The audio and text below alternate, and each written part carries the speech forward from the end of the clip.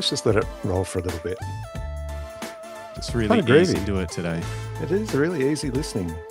You're listening to Easy Listening, the Camera Life podcast. So yes, welcome, good morning. This is the Camera Life podcast. It's, Thursday, the 16th of January already. The year is well and truly underway. And it's episode 45, brought to you by Lucky Straps out of Bendigo, Victoria. I'm coming from Melbourne, Victoria. And our special guest today, our special guest today is famous alumni of the show, Nev Clarke. Nev, welcome back. Thank you for having me back. It's great. Yeah, really excited actually to be back on the show. That's good. I haven't been as active on the show recently because of time, the time difference, as you could imagine. But what time is it where you are? You're in WA. What time is it right now? 6:07 a.m. Oh, beautiful. Yeah. Beautiful. So you got up early for us. Sun's up. Yeah, it's about light here at about 4:30 in summer because we don't have the daylight. It's ridiculous. They don't like daylight saving here, so we get the really early sun. Pagans. The morning cyclists, they love it. So yeah, do I you can see the light shoot streaming in from behind you? Do you shoot any sunrise stuff at this time of year, or are you just like no sunrise until winter? Mostly till about I get to about March, and then I'll get up in the morning, and then it's kind of like 6 a.m. sort of just nice light at 6 a.m. But 4:30 is a bit for me. I'm getting a little bit older. Cheeky comment from Lucky Straps team member Elena. Good morning, Elena. We were a little late. Justin and I were ready. It was all Nev this time. She's added another one, the Camera Late podcast. Oh, yeah, we might change the name. Hey, we're pretty good. We might remove your administration access. That's right. She's one of our. You can tell she's got the wrench. She's one of our wrenches. So if you say something silly in the comments, she can boot you out of there. She can. Good morning, Elena. Thanks for joining us. Thanks for everyone else joining us today. We're sorry we were a little bit late, just ironing out some technical issues. But we got there in the end. Should we get Nev to give people, if you haven't seen Nev's previous episode, which is actually our most listened to episode of 2024, still really top of the charts. Yeah. You're very famous. Families. Yeah, I paid so my whoever family you to paid watch it over and over. They're doing a great job. Nev, do you want to give people a little bit of a rundown of who you are, what sort of photography you do, that kind of thing? Yeah, it's funny. If you'd asked me that a year ago, I would have said, yep, I'm a landscape photographer that just occasionally dabbles in some other stuff. But I think now I kind of just call myself a photographer that can do a bit of everything. And I'm branching out into some different stuff that I hadn't done previously. I'd kind of done a couple of weddings a few years ago and never really sort of wanted to go into that. But recently I've sort of got back into that space a little bit. And I've got some coming up, actually. I've got a very busy couple of months, actually, weddings-wise, coming up. So that's been great. And then I've just been doing a lot of groups as well, like young people groups at one of the local youth centres here that I run, as well as some other lessons and stuff that I do with the community. In fact, I've got one this afternoon actually with it, and I tend to get a lot of people who come on holidays here, and then they look me up and then they go, "Oh, would you come and do a lesson with me?" Again, I kind of don't openly advertise, trying to balance the two, having a day job and then running my photography as well. It can get a little bit chaotic. Now, Nev, speaking of your day job, mate, when we last spoke, you were working in drug and alcohol addiction and counselling. You're a very vocal mental health advocate. Is that still a key part of your day-to-day? Yeah, it is. Yeah. I do that job 4 days a week, and I did that a couple of years ago. I decided to go 4 days a week so I could expand my photography, and where that journey goes beyond, I don't know. It's you guys understand that there's this perception that photographers are driving around in BMWs. Well, we're not. You're not doing Audi. this because of Well, though Justin does have a Mercedes. Oh, no. Granted, it's a van. It's a 10-year-old Sprinter van, but it still counts. It's still a Mercedes. It's still got the badge. Yeah. So just balancing that out, like finances and stuff. But the last 6 months has been really, really busy. And I've been doing some project work for a couple of local shires, just lots of different things. And I tended to just, if someone approached me with something or I approached someone else with an idea, even if I hadn't done that type, I'll give you an example. I approached one of the local restaurants, my favorite restaurant in town. I said, look, why don't we do some food photography? I put my hand up straight away and said, I've never done it, but I'll find out how to do it.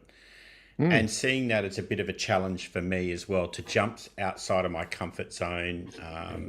Same with portraits, as you guys have seen, I've started to dabble into that space a little bit. And again, it's toes in the water. Do I like it? Do I want to go forward with it? Yep, I like it. I'm enjoying it. So it's kind of expanding my skill sets, because I think as a landscape photographer, I know I'm good, like without being arrogant. I know I'm good at that, and that's great. But I want to get good at other stuff as well. I want to just branch out and keep doing new things. I think that's really interesting to hear, Nev, and especially the organic way in which someone who, consider themselves a part-time, maybe enthusiast with some good skills, has actually managed to branch out and expand your portfolio of genres and clients. And just out of curiosity, what is your favorite restaurant in town? I'm assuming you're not talking about KFC.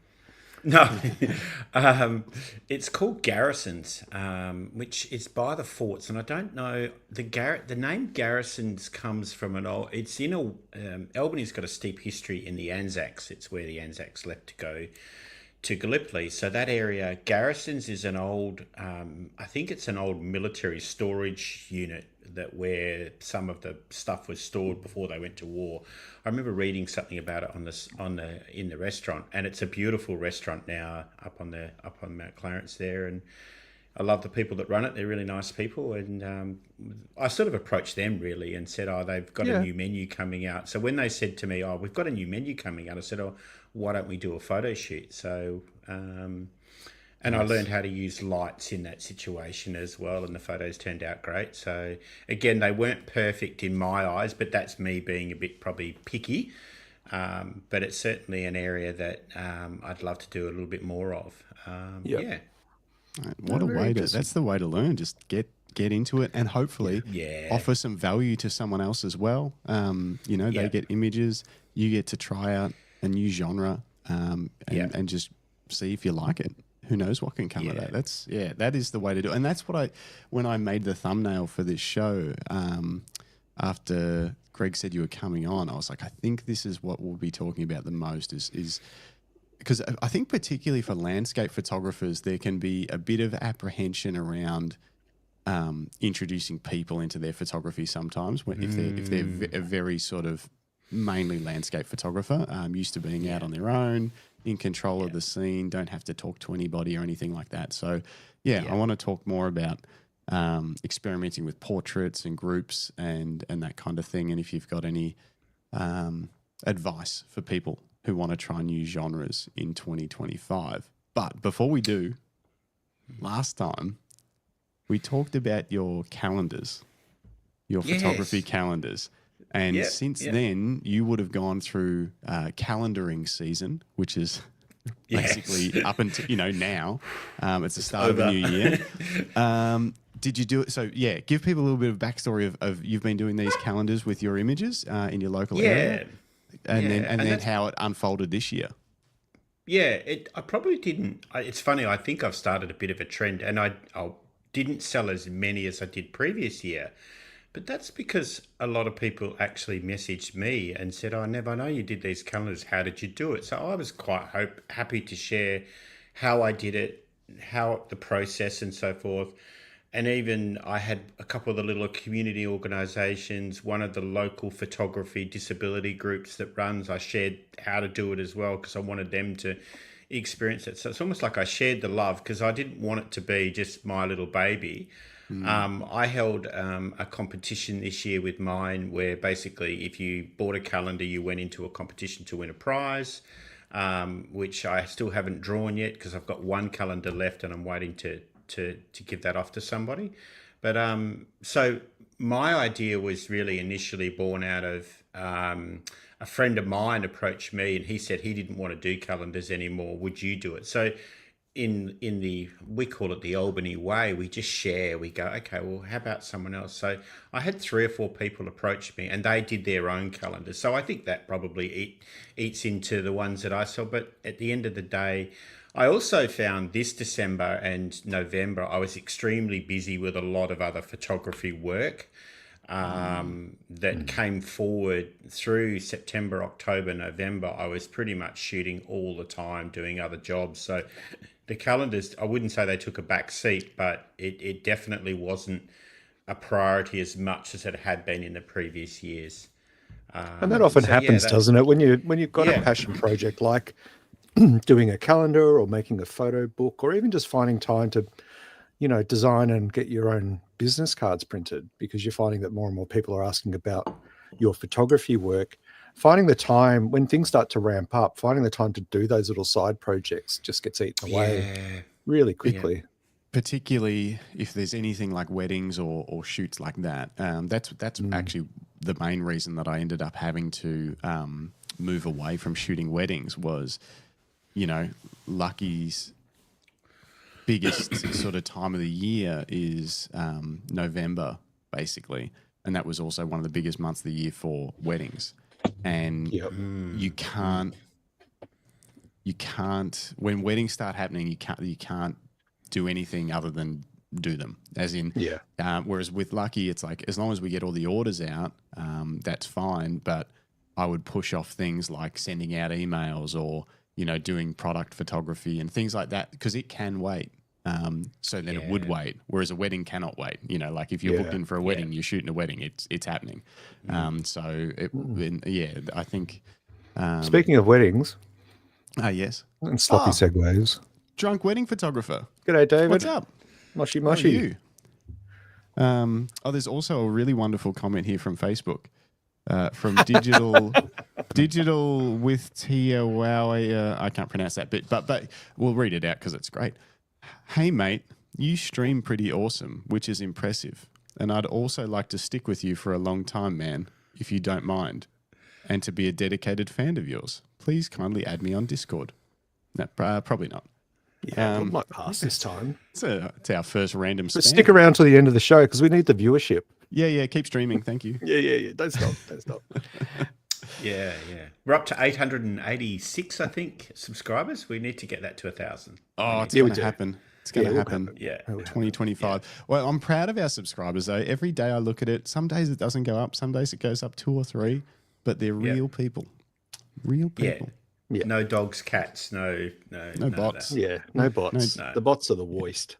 Yeah. Oh, David number 2 is here. Dave, Digifrog, what's up? G'day, mate. How are things in your neck of the woods? Yeah, what's Tassie like this time of year? Yeah. Oh, now, David, the drunk wedding photographer, you're in California, I believe, but I think you're in Northern from memory? SoCal. He's down Southern Cal. Near LA. Okay. I think. Yeah. Hoping that you and everyone you know is safe. Yes. After the crazy fires. Yeah, and he's just saying it's crazy how we live in opposite lands. Yeah. November, no weddings in the US. In LA. And November, all weddings in Oz. Yeah, exactly. It's the other way around. Yeah. Hopefully everything's all good where you are. I've heard a few stories. There's a couple of YouTubers called Colin and Samir. They do actually super interesting. They're YouTubers and all their content is around other YouTubers. But they'll do things like a behind the scenes, like Mr. Beast just made his new big game show on Amazon Prime, which is pretty crazy. He's a YouTuber. I don't know if you old people know that. Nothing, Greg. Okay, he's not biting today. No, I'm not. Anyway, but unfortunately, these two guys, both of their houses were burnt down in the Palisades fire, and both of them have pregnant wives currently. Wow. It's like, so there'll be a bazillion stories like that, which is pretty sad, but yeah. David says, I'm safe, thank you. A couple of my friends' houses were saved by a hair. It's crazy, but they're okay. And we've also got Philip Johnson in the house. Morning, gents. Morning, Philip. What's up? Philip. Where are you calling in from? Will you be attending BFOP again in 2025? Let us know. He was there this year. Speaking of There was it's time to start thinking about that soon. Yeah, I Justin, know. I know. Start making plans. I've been thinking about it a lot. We need to talk to Matt. We get on there and make it a big thing this year. Yeah, well, Matt's hopefully Matt's going to join us towards the end of March. He's got some stuff going on. He's only just gotten back from Africa, I think. I know. He's been doing cool things. He has been doing cool things. But yes, so we will have Matt on. In fact, the next 3 months are book solid now. I've been busy at work, harassing, stalking, shadowing, manipulating photographers. So we've got, and they're Fujifilm photographers every week until every March? Single one of them. We've got a mix of people from the creative genres, and I think it's going to be a big year for the Camera Life. We're going to get a lot. We're going to get a lot done. Yeah, we've got some big plans. Onwards and upwards this year. Onwards and upwards. Speaking of Fujifilm, did you see the little rumors about the rangefinder? Oh, this is Nev's favourite topic. He messages me about this once a week. Does he? Fixed lens he does. GFX? It's true, isn't it, Nev? Once a week he'll send me a message saying, I can't stop thinking about it. And I haven't bought anything for the last 3 months, although I just ordered this. That's usually the message I think I've cured my gas. But you'll laugh how I cured it. How'd you cure it? Took up golf again. Oh no! So you haven't cured it; you just changed it to different stuff. Yeah. Different gear. No, I've actually been good. I wouldn't say I ever had gas. I think I just liked trying new things, but I haven't bought anything for ages. But just speaking of the rangefinder, I think it's really interesting. It's not a camera I would buy, but bullshit. No. You guys are going to hold to me account to this. That I am. We're going to record this and play it back. Well, it is recorded. We're going to play it back to you. Lifetime ban from the show if I buy the rangefinder RF100. I think it's called an RF100. For me, it's not. I think the specs are good. I think there's nothing. It's interesting they didn't put in-body stabilization in a camera that's 100 megapixels. I did find. Well, we don't know yet. We don't know. Well, I like how you're like they didn't, but no one knows. I mean, it's on the rumors. We don't know, Nev. We don't know. Let's just put that out there. We don't actually, despite our contacts with Fujifilm Australia, and I have many, we just don't know. They hold this very close to their chest. We're making assumptions. I'm pulling it up. Pulling it up. Where are we? It doesn't say. See. X Pro 3. Readers know that it would be about as big as the Fujifilm X Pro 3, and apparently have a 28 mil equivalent lens. Is that? Is that what you guys are hearing? Yeah, that's what I'm hearing. I mean, don't forget, Fujifilm did release one of the first GFX cameras was the 50R, which was basically a bulky X Pro 3. But its autofocus was incredibly slow and tacky. So like all other Fujis. Can you? Well, we're going to delete that. But they know the thing with this this new rangefinder is that. Where is it? Yes, A, it is a rumor, but B, it makes a lot of sense. Fujifilm have experienced a lot of love for the X100 series over the past, what's it been now? 12 years, probably. They just had their 90th anniversary. A limited edition X100 was released. And the last GFX they released, which was the 100S Mark II, is Fuji's smallest. I think it's the smallest and lightest yet most powerful GFX camera they've released to date. And it's priced to appeal to enthusiasts. So less pro, more enthusiasts wanting to start off in medium format. And I think that if this is a real thing, that it will appeal to a slice of the market that have been hanging out for an X Pro 4 or X Pro 5, as the rumor is now, but also want to push into medium format. And it also brings the challenge to Leica's door with the Q3s. Fully agree with that. Yeah. And it's certainly, it's not going to, destroy the Q3's market or anything like that, but it might snag a few people, it will be cheaper. Wow. You reckon? Yep. Fujifilm will not go above the price of a Q3. So you're going to be more like, instead of Q3 sits at that like 10 grand-ish mark. You Yeah, reckon it'll this will be be more around like 6 or 7. Oh, if it was 6, if it's 6, that's going to, Yeah. if it's 6, I'll buy it on launch. If it's 7, I'd have to think about it. And if it's 8 or 9, it's like, yeah, I don't know. Wait for sale. Wait for a cashback. 6, I mean, 6 for the 100 megapixel that sensor, and hopefully a nice lens. We'll have to wait for some tests. But the only thing, obviously, f4 is a little bit on the slower side. No, but it's medium format. Well, that's what I was going to ask. Like, but the thing is, it's still a long way away from 1.7 on the Q3 at full frame. You know, like it's not going to give you the same kind of look. No. It's going to have different benefits. 100 megapixel. Yeah, very different, but also very similar. So I've got a question for Nev. Nev, why is it that you think it's not something that would appeal to you? I think what I've noticed probably in the last maybe 6 months or so, I'm either lugging the big dog out, the GFX 100S2 for my pro work. I call it the big dog. Yeah, good. The big tank. Or I'm completely putting those tools down and just going back to my XT5.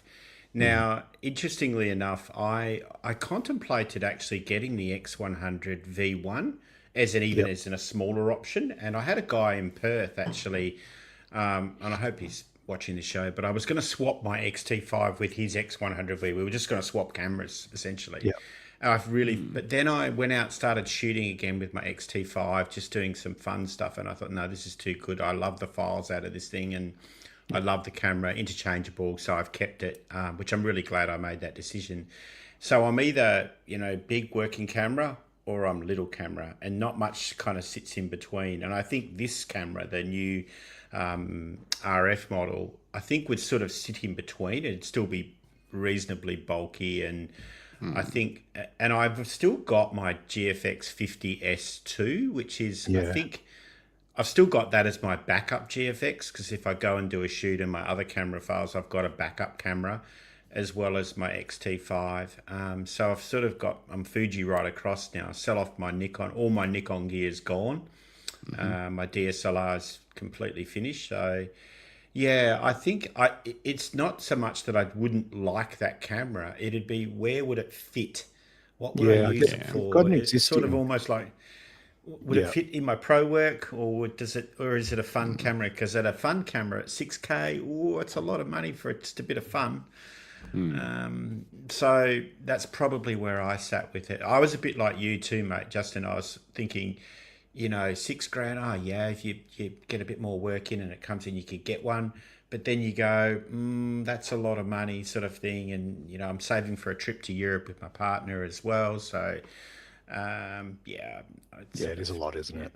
I think it's interesting because they're predicting that. I mean, the rumors are rife, and one thing I do find, because I write news every morning for shotkit.com, I research, seek, and report on the news. The rumor sites, what I've noticed is they'll say, you've heard it here first, and they'll announce something that seems quite outlandish, and then you never hear of it again. Now, I know that the medium format fixed lens rumor has been around for a while now. It's not new.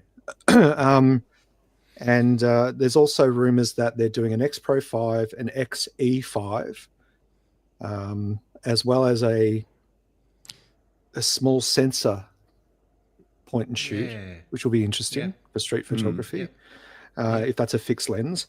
And this GFX, but and a lot of news outlets are reporting that Fuji will probably make and release 4 to 5 cameras this year, which seems a lot. I heard the X Pro wouldn't come till 2026 is the rumor that I heard. I don't know whether it's true or not. That's kind of what I've read too. Yeah. Tell me this. What the current one's the X Pro 3?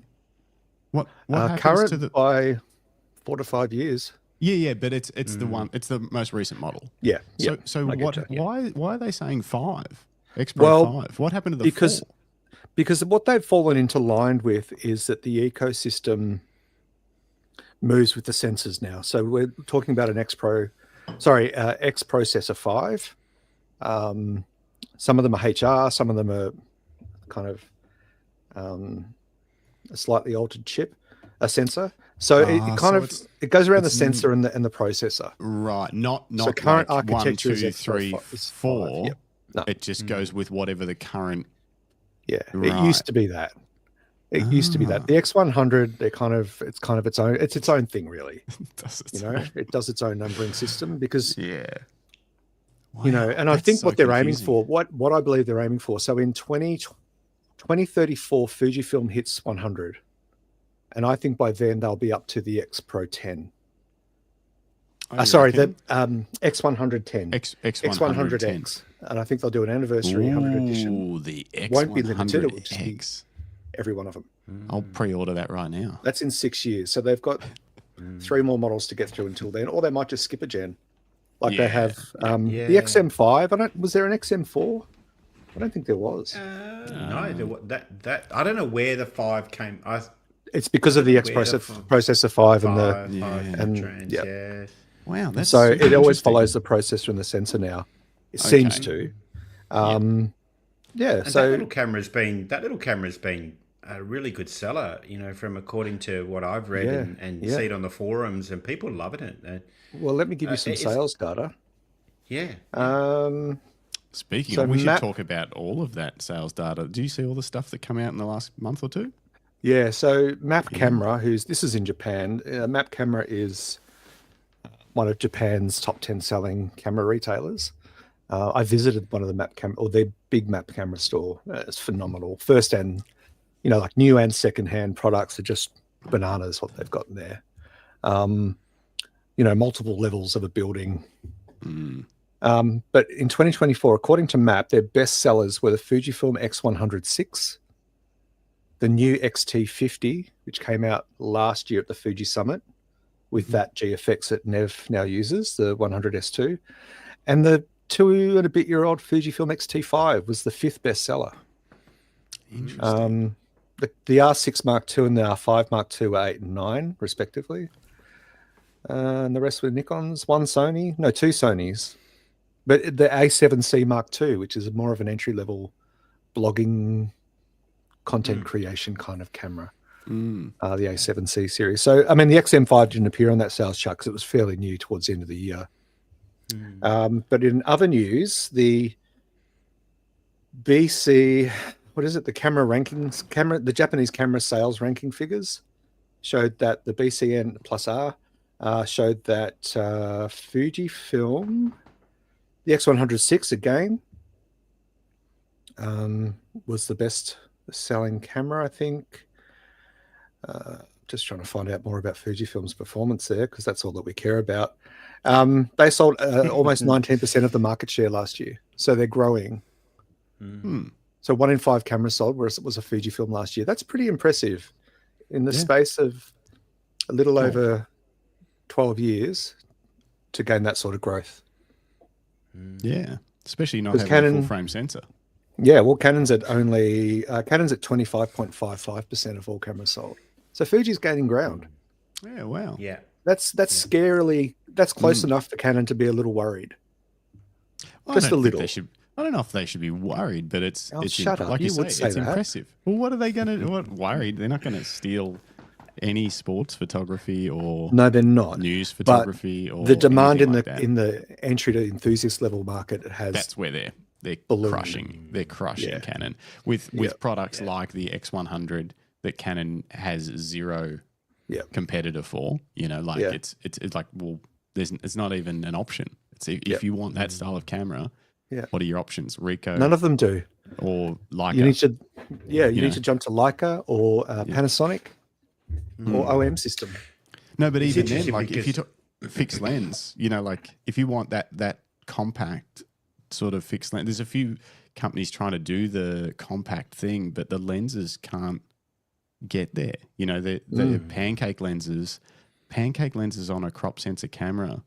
If their pancake lenses are f4 or 5.6 on a crop sensor camera, it's like, No, that's not working. Like that. That's why this thing works. Being an f2, it can work. It's an f2.8 equivalent on a crop. That's very usable and great. Even the Ricoh at 2.8's very usable. But once you're talking 5.6, like it's too dark. Well, speaking of 5.6, Seven Artisans yesterday announced an 18mm f5.6 prime pancake for Sony E. I think it's is it just Sony? Anyway, it's a fixed aperture lens. So it's fixed at 5.6. Yeah. It's manual focus but it's only like, what, $99 US. Yeah. I think it's probably going to be less even. It's for Sony E, Nikon Z, and L mount. So a couple of good comments coming in. A couple of crackers. Let's first start with, we've got to go way back. Hang on. Let's start here. Travis Harris, stunning work, Nev. We'll bring up a little bit of Nev's work a little bit later, just see what he's been doing later on. Paul Henderson, do they count Instax with those figures? I bet they do. No, it's digital camera sales. Digital camera sales. They're digital. They got a little chip in them or something. You've got a chip in you vaxxer. They make photocopiers. I think they make photocopiers too. Yeah, they count those too. They count those. And X-ray machines. X-ray machines. It's all cameras. Someone's got a camera on it. That's, The drunk wedding photographer says there's no such thing as a pancake lens, more like muffin lenses. Never seen a pancake that thick. That is true. It's a stretch, isn't it? It's a thick pancake. It's a thick pancake. It's pretty thick. What's that one? That's a little TTZ Artisan 27 2.8. Oh, yeah. Yeah. Which I acquired. It's a funny story. I won't share it on air how I acquired it. I didn't steal it, but it came to be in your possession. It came to me yesterday, and I've got to do a review for it, and then let them know whether I want to keep it. What pancakes have you got, Justin? This one, which is the closest thing to an actual pancake. You're not going to be able to see it very well. The Canon RF 28mm 2.8 pancake lens, which is very, very light and pretty close to pancakey, considering. And pretty impressive. Its performance is good. Like, I'll happily throw it on and shoot with it. I would like it if they made a 28mm that's not quite as small and maybe goes down to f2. That'd be pretty sweet. That'd be a bit more useful for me, but I'd probably be able to get rid of the Q3 then. But this is mine. This is a... Yeah, it's pretty pancakey. Yeah, this is the Fujifilm 27 2.8. This is the updated weather sealed version, and that's with the lens hood on it. Yeah, it's kind of nice. And that's autofocus. Like, this is autofocus. That's what I don't. Yeah. I mean, I understand what these companies are doing, like Seven Artisans, and obviously they're cheap, but this was reasonably cheap. But yeah, when there's autofocus options out there that are the same size and 2.8 with good image quality, to get a manual fixed at 5.6 isn't that enticing for me. Yeah. But anyway. What else in the comments have we got? Daniel says, dude looks like a hawk on the bottom. Thanks, man. Hawks are pretty sweet. What looks like a hawk on the bottom? What did I miss? Me. The dude on the bottom. I'm on the bottom. Oh. Like Tony Hawk, I think he means. Now Nev looks like a hawk. No, not a hawk. Like Tony Hawk, I reckon he means. I think he looks like Tony Hawk. Looks like hawk. Yeah. I thought he meant like a hawk. You'll have to clarify your comment, Daniel, but I appreciate it. Thank you. Yeah, it's nice. And Philip Johnson says, Katoomba. Oh, he's we from asked where Katoomba, he was coming from, the electrical storm capital of New South Wales. And yes, he's got his BFOP ticket like Willy Wonka's golden ticket. It is like a Wonka's golden ticket. Yeah. Someone should do a video, like a parody of people getting their BFOP tickets. And that would be fun. Well, they do sell gold tickets. They do. Which are the coolest things ever. You should have head over for BFOP one day. Yeah. I'm going to. Yeah, that was. I actually I that sounds terrible. I hadn't heard of it until I met you guys, and then we hadn't. I hadn't. It's freaking I crazy. didn't know nothing. What's BFOP? Like, what does actually the words even mean? I tried to Google that, and it's like, so I knew nothing about it until you guys sort of came across my world, and I definitely want to come over for it, and meet you guys and just see it all. Yeah, almost out of tickets this year. I think they might be out. Actually, I'm not sure. Yeah, we haven't got tickets. No, we haven't got tickets. Places. We're desperately hoping they're still going to accommodate us and Lucky can sponsor something or whatever because we're going to show up with a card table. We didn't buy tickets. Anyway, please, Matt. Remember those? Back in. Did your folks have those old square card tables with like a vinyl laminate, like a vinyl soft material coating and the 4 legs that folded out? Single legs, yeah. Single legs, nothing extended, nothing folded down. Ours was a fake wood grain vinyl. We had that. It was brown. Yeah, Yep. Yeah, it was real nice. Yeah, and that just came out for everything. Christmas, camping, the whole lot. Well, that's what we need to take to BFOP. That could be our entire stall. That'd be pretty cool. Now, I do have the dream of taking over our personalization stuff and being able to personalize straps for people just on the spot. Cool. I think we could do something pretty fun with that. And maybe make some key rings or trinkets and things like that, do some giveaways and people can personalize them and nice. I don't know. Well, yeah, that's what's in my brain, but we'll have to figure it out. I don't know. Yeah, I'm going to hit you up for a new strap. I found the one I've got is too long. It dangles around. I want to get one that's and I've been thinking about a name for it and including some of the photography journey stuff that on it. So I want to do a little custom strap. Okay, yeah, definitely. Yeah, we can do the some GFX 100S needs it. It needs a strap. It's a big camera, and I do use it a lot on my wrist. It's funny actually. I've often said to people, get a wrist strap. It's actually a much better way to shoot. And when I ran the program just recently with the young people, I found some cheaper straps, just bulk. You know, I paid for them and put them on all of the cameras. How could you, Nev? Why didn't you buy bulk Australian leather wrist straps? What are you? Good. You don't have thousands of dollars available just to buy. Had to sell the beaver to but it was great because I often say with a wrist strap you can get low, you can get high, you can get sideways, whatever sort of thing. So it's a wrist strap is you need to have a wrist strap on your camera, people. I think I agree, Nev, and the reason why I prefer wrist straps, I mean, granted I've got smaller systems. I'm shooting with an XE4 and an X70 and so I'm using one of the Lucky straps. What is it? The deluxe wrist strap? Yep. That one. And I like it because it means that I've always got my camera in my hand. Yeah. I'm not fishing. I'm not having to pull it from around behind my back. I mean, there's downsides of that too, having one always in your hand, because when you come to do something two-handed, like eat something. I don't know how that got to that point, but no, but like, if you're wandering around and you have to do something with your other hand and you've got a camera hanging off it and you didn't bring a bag, that's the only time it's like, I've got to put it down. But for the most part, it inspires me to constantly be ready to shoot.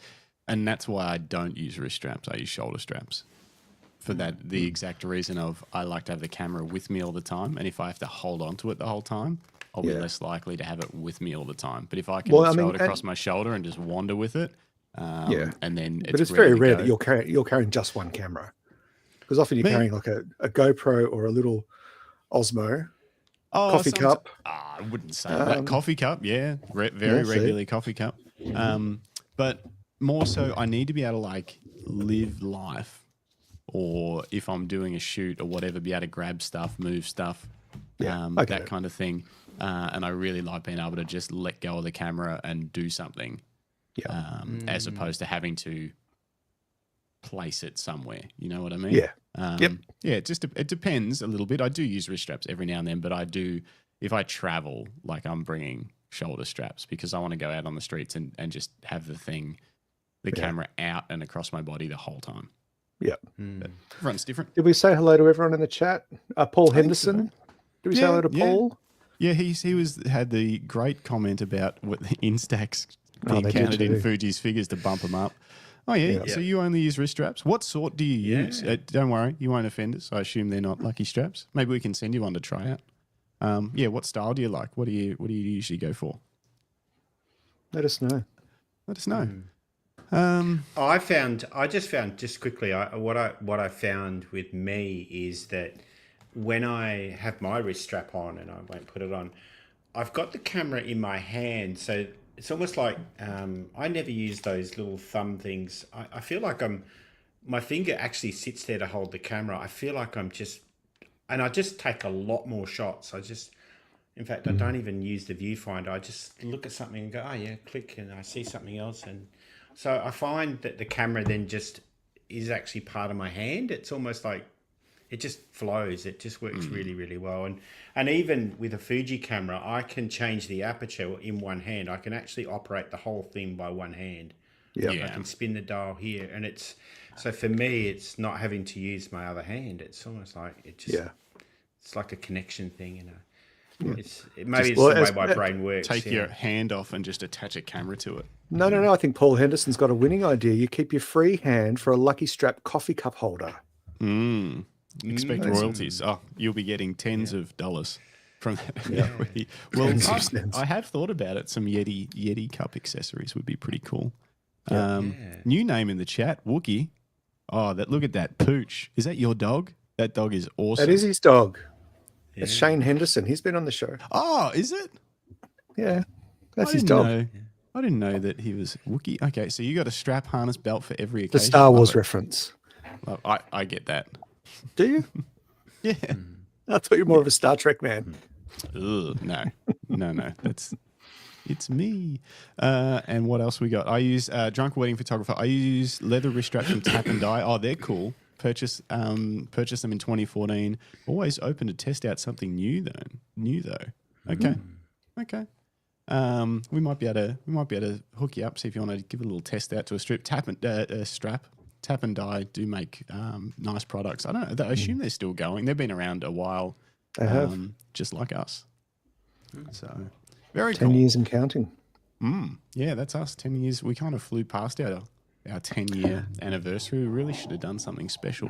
10-year anniversary strap. Like a 10-year anniversary strap, you know. You guys. Well, we changed our logo, but I just never got around to making an anniversary strap. I was going to do a very cool theme, but everything was just so busy last year with the Canon.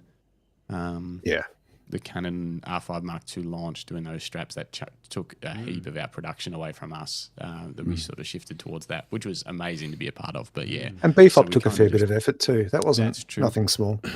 No, exactly. So not just our participation, but also the strap production in the background. Yeah, custom straps for them. That was pretty last minute and pretty frantic for the team. So, do you just want to see a secret strap I've been working on? You just can't tell anyone because it's don't tell anyone, okay, guys? It won't get released for ages. But check out this thing that I made for the. Don't look too close because I actually made it myself for the Q3. Look at this. Hang on, focus. Come on, Canon. Yeah, just right on there. Whoop. No, it doesn't love. Looks great, mate. Yeah, I like it. Good. It's pretty cool. Thin. Goes across the bottom. Take your word for it. It looks a little blurry from this angle. You look a little blurry. Shut up. But yeah. If it was a Fuji, it would have focused. Look how thin. No. Let's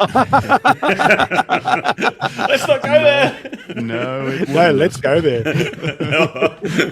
Let's not raise the elephant hand grenade in the room. It still wouldn't have noticed that I'd put something in front of my face. Yeah, well, the firmware is better. The firmware is better with the new Fuji. It is working better, but it's still not perfect. Yeah, but it's getting there though. I mean, fast enough for landscapes.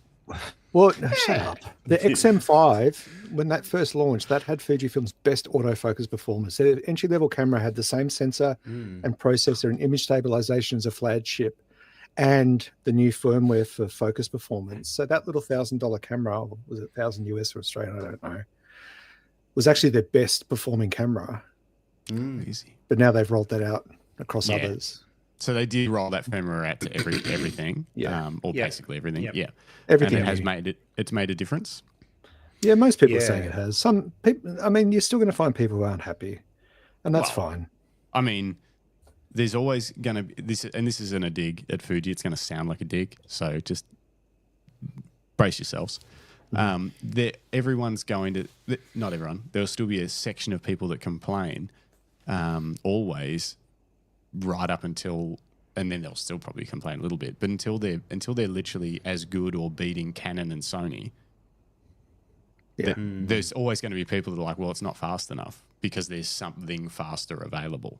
You know, so even if they had it, 95% the performance of the best performing sports bodies on the planet, someone's still going to say, well, it's still not as good, or whatever. Yeah. That's very true. But as long as it's not bad, it's not unusable. That's how I see it too.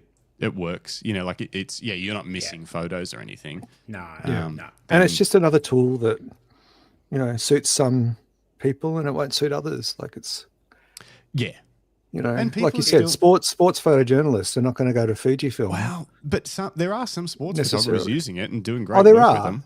Like that's what I mean. If you're at the top of your field, you're going to be using like an R1 or an older R3 or the R5 Mark II. You're not going to be, or the Sony, like the A series, the A1 Mark II, A9 III and stuff like that. Like that's just had a firmware update. Which the A1 Mark II and the A9 Mark III have all just had a firmware update overnight. Was that the new firmware content authorization? Authorization and provenance. Yes. So it's similar to what Fuji and Leica have signed up to, but this is kind of Sony's own initiative to show that they're actually doing something about creating tamper-proof EXIF data. And metadata for images, for files that clearly identify whether AI was or wasn't used to create the file. Yeah. It's gonna become a thing that when we look back, we'll be like, oh, can't believe we didn't have that for a while. I can't believe for a while we weren't sure whether an image was real or fake. And obviously there'll always be ways to get around it. Probably there's always going to be someone pushing the boundaries. But, definitely. But it's good to see that brands are addressing it. Fuji addressed it about 6 months ago by signing up to, can't remember the organization now, but the same one as Leica, and about 3,000 other digital content related companies signed up to this one with Fujifilm. But so Sony, that's the biggest part of that firmware update. The other minor updates are basically some minor enhancements to stills videos and overall functionality. So, and I think I'd just like to reiterate, going back to this point, that our good man Shane, who shoots concert photography in very challenging conditions with pyrotechnics, fire, smoke, low light, he's never had a problem with Fuji autofocus, nor has he had a problem when he dropped his XH2 down the stairs. So I was gonna read this one out and mess it. I was gonna say, Shane says, I've never had a problem with Fuji autofocus. I shoot Canons. No, he says, but I don't rely on eye detect when shooting. Which maybe that's the thing. It's like people are kind of trying to eke too much out of the system. Instead of working with it. When we were shooting DSLRs, like you didn't expect the camera to be able to track the eye at f1.2 in the dark while someone was moving around a dance floor or a concert stage or whatever. You hoped it might. You'd be like, all right, I'm going to shoot 10 shots and see if I get one or something. But you weren't like, oh, this better be sharp at every photo, otherwise this autofocus sucks. And sometimes, and I've said this before, I've said sometimes sharp autofocus is overrated. We get so caught up in it has to stop it. I'm going to mute you. I think I can. Sometimes tack sharp images, they're beautiful for majority of situations, but like in cinematographers, when they look at lenses, they don't look for how sharp they are in focus. They look for the qualities out of focus. And I think there's something to learn from that in stills photography, that we spend too much worrying about center sharpness and the subject being so clearly defined that you can see every little pore and dot. But sometimes there's a lot to love about a little softness. Oh, I'm going to get that put on a strap. There's a lot to love about a little softness. It's There also was actually, that's a good tagline for a comfortable leather strap in itself. yeah, There's a lot to it's love about a actually, little softness.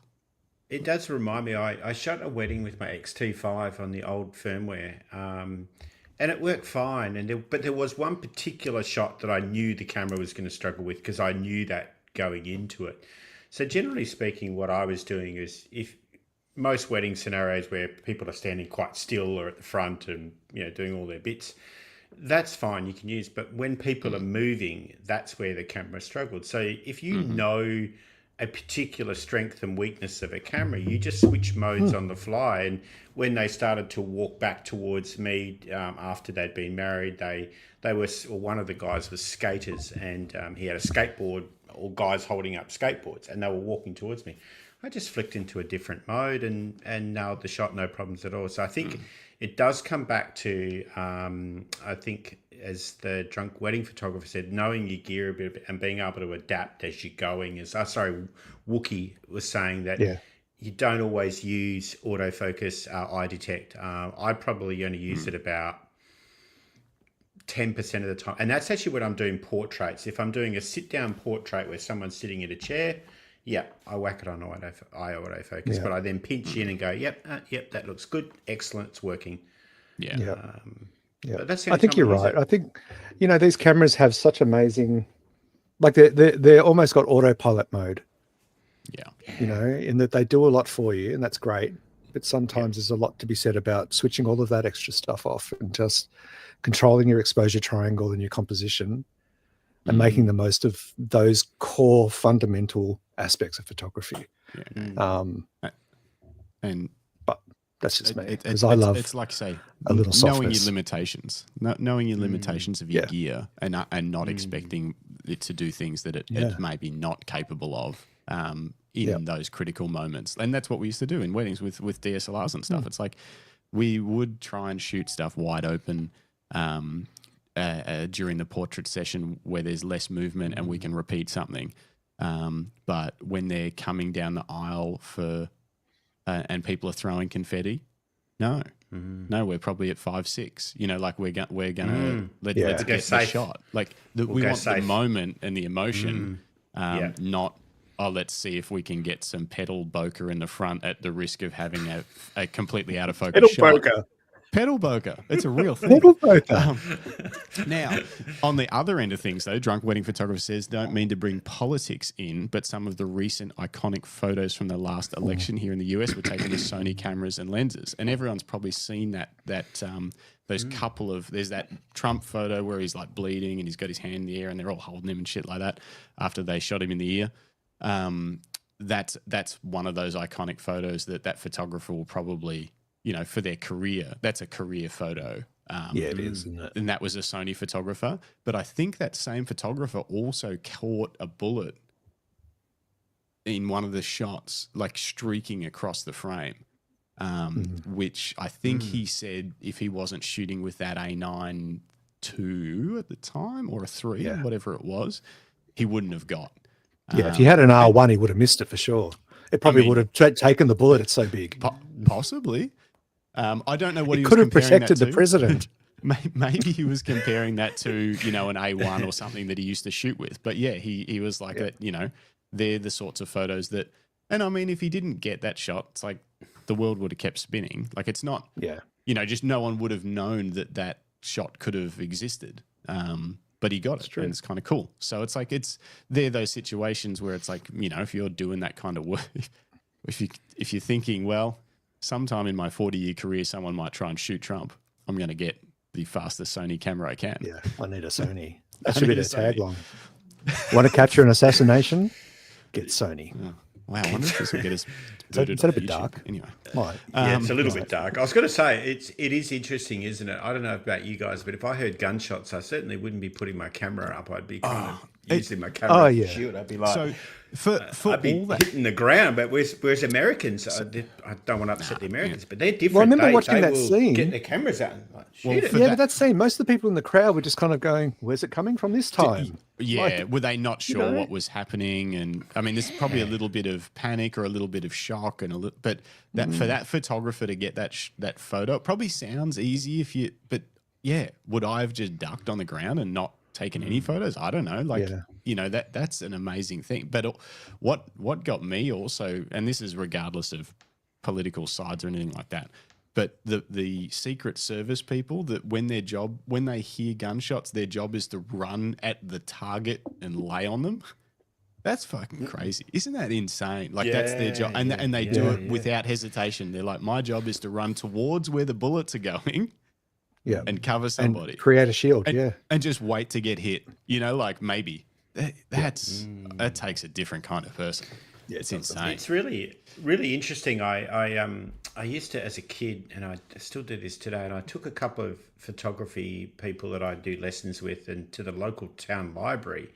And what I was doing, it was just showing them how we used to do photography. And in the library, they have the old newspapers. They keep them. They go way, way back. And so we were going through the sports section, and then I was showing photos from 1972.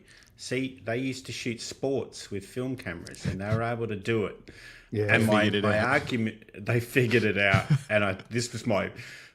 good photographers will figure it out. We did bird photography with film cameras, and it was damn hard. I mean, I've got a film camera here, but if you ever want to take one of these out and go and shoot some bird or sports with it, you will never ever complain about autofocus again, ever. Yeah. And I think that the new, and that's probably, it sounds like I'm having a little bit of a crack at the newer generation. I'm not. Perspective over time teaches us that don't rely on the autofocus. Get the skills and adapt those skills to what you're using. I think it's a really valuable lesson, Nev, and I always encourage new photographers, like I mentioned earlier, to turn off all the bells and whistles. Yeah. Shoot in manual focus for a while. Shoot with manual aperture, manual exposure, and ISO. And even if it is the best digital camera on the market, turn all the bells and whistles off. Eye autofocus and subject tracking, and just... go back to basics until you can do it in your sleep. Then you can start turning on some functions that might aid you.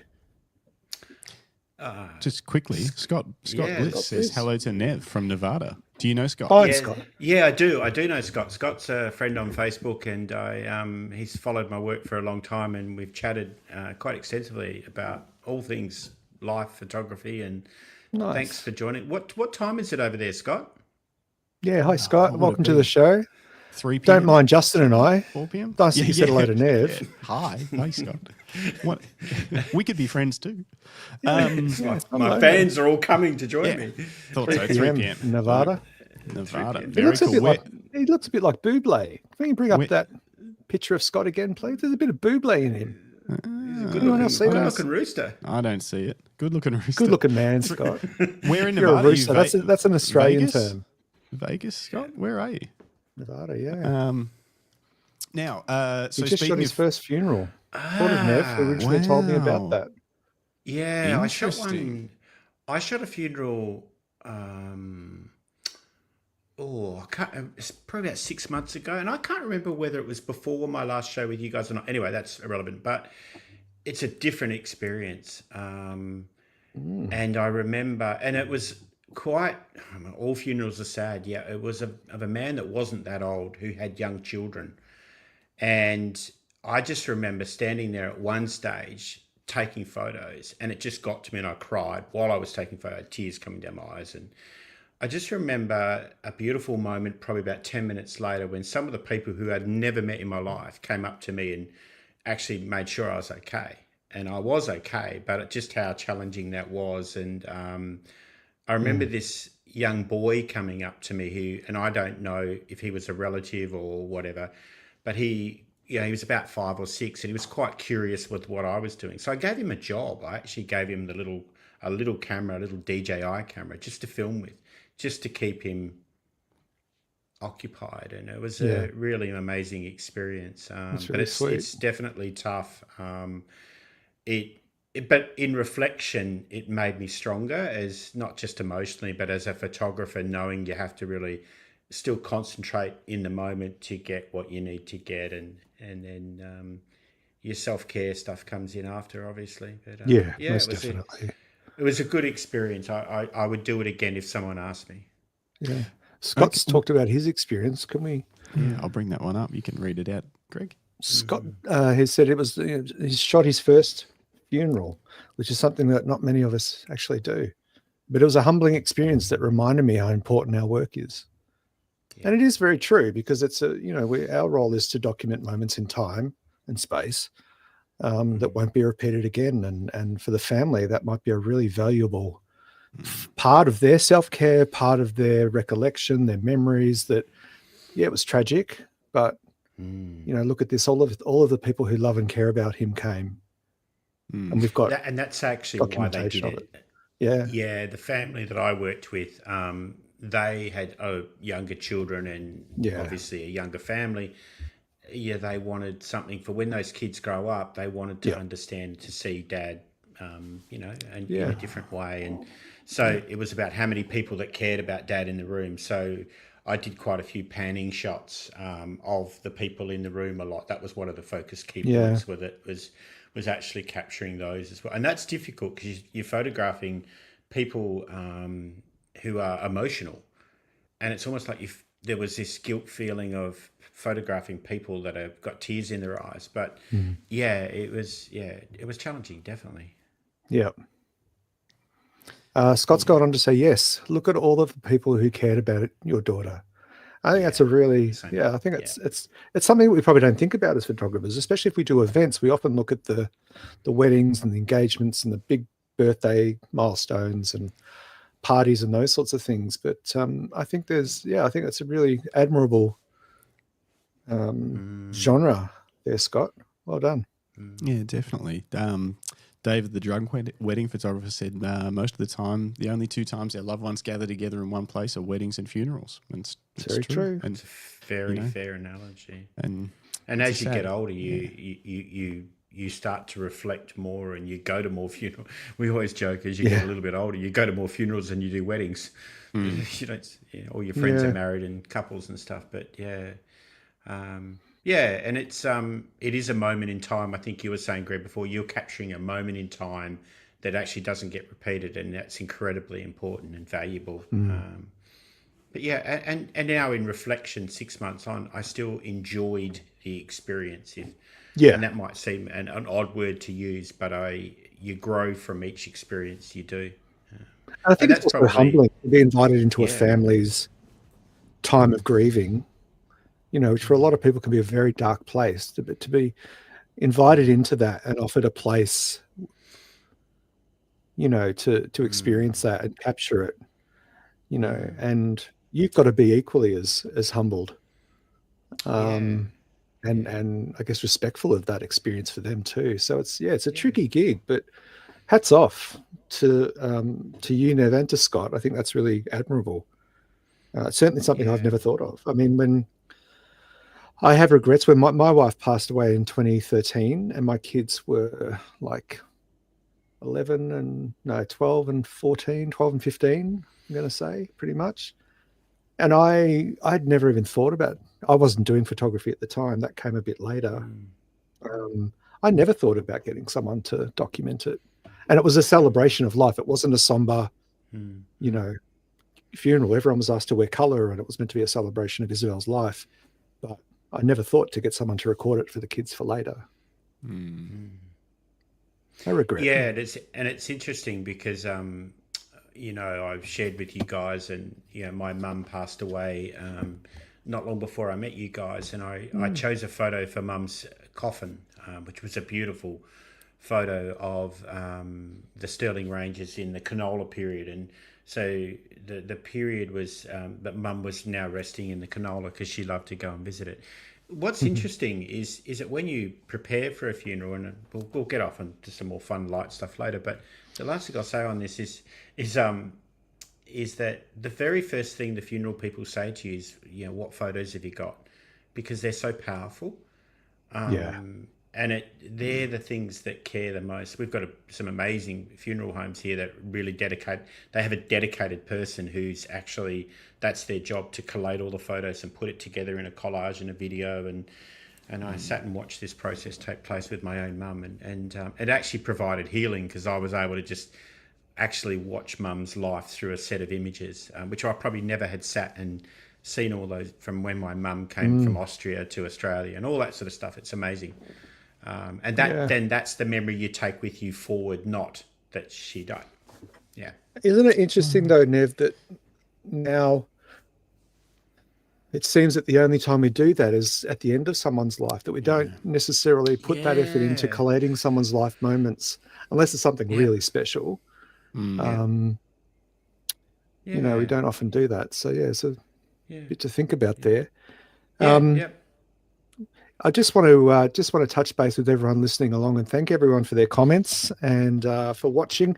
Please don't forget that you are watching the Camera Life podcast, and we're coming to you live from Australia, unless you're a flat earther, in which it's a sound studio in Hollywood, and brought to you proudly by Lucky Straps out of Bendigo, Victoria, handmade, often customizable leather camera straps. Please hit us up. If you've got any questions, check out the luckystraps.com website. But aside from that, we're talking to alumni of the show, Nev Clarke. Nev joined us probably about 5 months ago. You were one of our earlier relaunch guests. And it's interesting to see, guys, that in that time, Nev has experienced really lovely organic growth in his photography, not only from, an employment perspective, because he still has a day job, but that he cherishes and values, but he's also branching out in the time that he has. He's learning new skills, trying new genres, pushing himself creatively. And I think there's a lot to be inspired by that story, Nev. So thank you very much for sharing it. What's on the horizons for you next? Yeah, well, like I said, I've got some weddings coming up, so I'm really excited by that. In fact, I've got some locally and then some in Perth, which, to give you guys it's about a 5-hour drive. WA is a big state, so I've got to drive to Perth for that. But there's a company there that's going to hire me and just to shoot, so I don't do any editing. The company gets the raw images and they do all I actually love it. I just think that's great.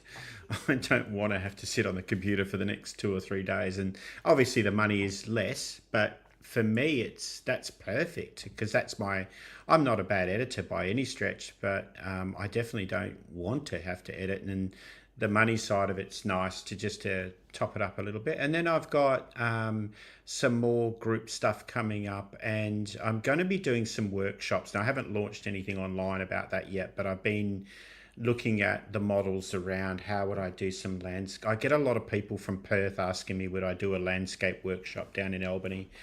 And so I'm going to do that. And there's a place called Shane's Beach, which is quite famous now for its whale watching.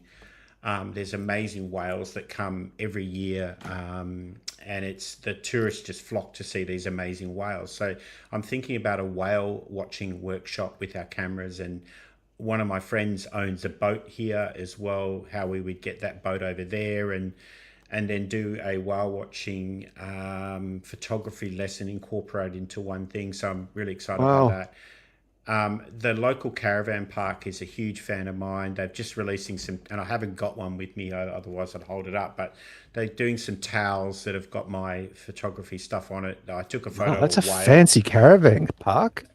Yeah, they custom really printed towels. Justin, why don't we have custom printed towels? I'm writing it down. Yeah. Let's do it. And it's got my Instagram logo, so that's happening. Wow, and I'm just that's awesome.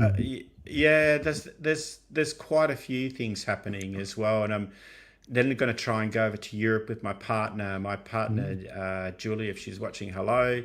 We're going to head to Europe. She's from Germany, and I've got to fit that in as well. So it's a busy few months coming up, but I'm really looking forward to it. Lots happening. Will you take your cameras to Europe? Well, what do I take? I'll put it back to the audience. I've got 2 GFX cameras and an XT5. My gut feel is to take just an XT5 with maybe 2 lenses. Yep. But there's something about me that goes, get to Europe and there's this big scene and I haven't got my big dog with me. You know what would be good? That rangefinder GFX that's coming out. God. See, there you go. Easy You to do travel need it with. after all. You do need it. Yeah. I knew it. You're on the payroll of Fuji, aren't you, Justin? You just don't tell anyone. Considering I don't own one, actually, I Yes, own you the do. original X100 Classic, Yeah, the OG. But other than that, no, I don't own one. I don't think I'm on the payroll. But I know. Yeah. I mean, it isn't. It's Checks in an the mail. interesting. It's a thing I wrestle with for trips as well, where it's like, Yeah, what do you take? what do you take? But if you love shooting, you love the images you get out of the XT5. Yeah. You said that you love love Yeah. shooting with it. Yeah. So how disappointed would you be if you got the world's most amazing all. shot, but you shot it on the XT5 instead of on the Not at all. GFX? Not at all. And I think when you go on holidays, you tend to shoot holiday style images. I'm not sort of going to go off and do a landscape day in Germany, probably because I wouldn't even know where to go. I mean, I can research it online and stuff, but I probably just want to feel. My partner's more into cityscapes, cafes, that kind of stuff. So I want to, and I've dabbled in street photography as well. And I've got to say, my partner actually taught me street photography. I had no idea. It was the one genre I'd never done. You walk down the street and go, what do you shoot? Like, it was literally that level. I had no idea. So she loves doing street photography. So we'll get onto the streets of Germany. Nice. And Then Europe I and- suggest the XT5 is probably the best camera this for little that. baby Street here. photography, I go with a 23 f2, that little pancake prime. You've got your 27. Yeah. Is that a TT Artisan you got? Yeah, that's a TT 2.8. Artisan, and then Yep. and then I've got a 23, which is a 35, and then I've got a 50 as well. I sold off. I had a 75 1.2, which really I bought for portraits, but now given that I've got a really nice portrait lens for the GFX, I sold that off, and I sold off my 13 millimeter 1.4 Viltrox. I just felt it was too wide. And I actually picked up a 24, which is, a 16 2.8. So it's 24 and it's just perfect. Is that the little compact prime? Yep. The Fuji one? Yeah, that's one of my Yeah, favorite but- lenses. Don't know where it is. It's somewhere around this desk. But yeah, it's a beautiful little lens. So I've sort of got that wider range covered, and then up to 50 millimeters, and I don't think I'll need any longer than that. Given that it's 40 megapixel camera, you can crop into 100 millimeters and still get a 20 megapixel file. So that's plenty for holidays. No, I think it's interesting. It's a good setup. That's like one of the first setups I took to Tokyo was an XT. I think I took an XT3 with a couple of primes. Yep. What's interesting, I read online, and I sort of was a bit fearful of camera theft in Europe, and certain places can be quite, that if they see you lugging big GFX cameras around, they'll bail you up. So I was sort of like, okay. Yeah. I'll be that guy on the news that, probably turns around and hits him with a camera and get in trouble. So You end up in court. because Australians are a bit like, you want my camera, do you? Oh, yeah, you can have my camera. Yeah, no worries. Boom. So We've all seen it on a parafare. Yeah. So I'm really excited by that. And then winter comes for us, around that sort of April, May, and I love the winter. I've really embraced winter photography down here. In fact, summer is my least favorite time of the year for my landscape stuff. It's the lights, it's too harsh. It's too hard to work with. What's the temperature range like in winter for you guys? It gets down to about 10 or 11 on a really wet and cold, windy day. But it doesn't snow. Okay. It snows actually in the mountain range about 80 k's north of here, once or twice a year. But it's our winters last year was quite mild, but beautiful light and clouds and some storms and stuff. So it's just magic for landscape photography. Yeah. Yeah, so that's my next very 6 good. months. It's really, really busy time. And, building my website, which I've started, and I thought about YouTube for a very short amount of time and then went, just pause on that. So lots of people have been asking me, you should do a YouTube channel, Nev. You've got so much to share. And where do I fit it in? Well, one day. It's tough. If you're gonna do it, you got to find a way to do it that doesn't feel hard, and it's tough. And even then, it'll start to feel hard at some point because it's just, I don't know, it's weird. So I think I certainly think getting your website up, because you don't have a website currently, is that true? No. Yeah, no. I had one a few years ago, but it didn't get any traction. It probably wasn't a very good one, so I let it go. And yes, I'm going to build another one, and because that will help me from a business perspective, but also just from an achievement perspective as well. Yeah, absolutely. There's a sense of pride to be had. Yeah. Yeah. And it was one thing we mentioned on the last episode. Last week. Yeah, we talked about goals for 2025, and building a website was one. And I think there's a like I said, there's a real sense of achievement in creating your own site. It's your space, because on social media, you don't own the space. You don't even own your images anymore. And, depending on the sort of person you are, anyone can bombard your work in any format, good or bad, and owning your own website creates a safe space where you are in complete control of what goes on. Yeah. And I think there's a lot to be said for that. Nev, I want to circle back to a point you made earlier about doing a gig. 2 points I want to raise. First is, for anyone listening along at home, let us know what your favorite travel kit is. What's the debate like for you when you're going to travel? Are you like Justin, who takes a 2 by 3 foot Pelican case full of gear? I traveled for 3 months with one camera. Are you more like me, who will, walk around the streets of Tokyo with just a little X70 in his hand on a wrist strap? What do you guys take away with you when you go? What did you take when you went down to the river? Oh, that's funny. I told you why I took everything, because then it's not at home to get stolen. That's just a lame excuse for a man. You can't make decisions. Okay. So did the 3 months with just the Q3, but anyway, carries everything. Yeah. I have traveled. Camera. Yeah. I have got a good amount of experience though, because I have traveled with everything from one camera up to full case, and I can tell you the most I have far more often not used most of it than I have gone, fuck, I wish I'd brought that other lens. That happens almost never. And then, whereas very regularly at the end of the trip, I think I didn't need to bring all that stuff. Yeah. Way more common to look at it that way. Or to have that paralysis analysis of, I don't know what gear I'm going to shoot with, so I'm just going to leave it all in the hotel room. Yeah. Yeah. You know what I mean? Because it's just like there's all that shit laying there and you're not sure, and you're just like, and you're going to be out all day on your feet. Or not even that. It's just, we're just going to get a coffee. I won't bother bringing the camera. Whereas if we're just going to get a coffee and I've only got the Q3 sitting there with a strap already on it, I just throw it over my shoulder and we walk out the door. And if I don't take a single shot, it doesn't matter. Yeah. I noticed that too. I started to do that even just with my partner and friends, that I would actually just bring my XT5 because it's small enough, just for lunch and cafes and things, just to get a feel for whether would I use it.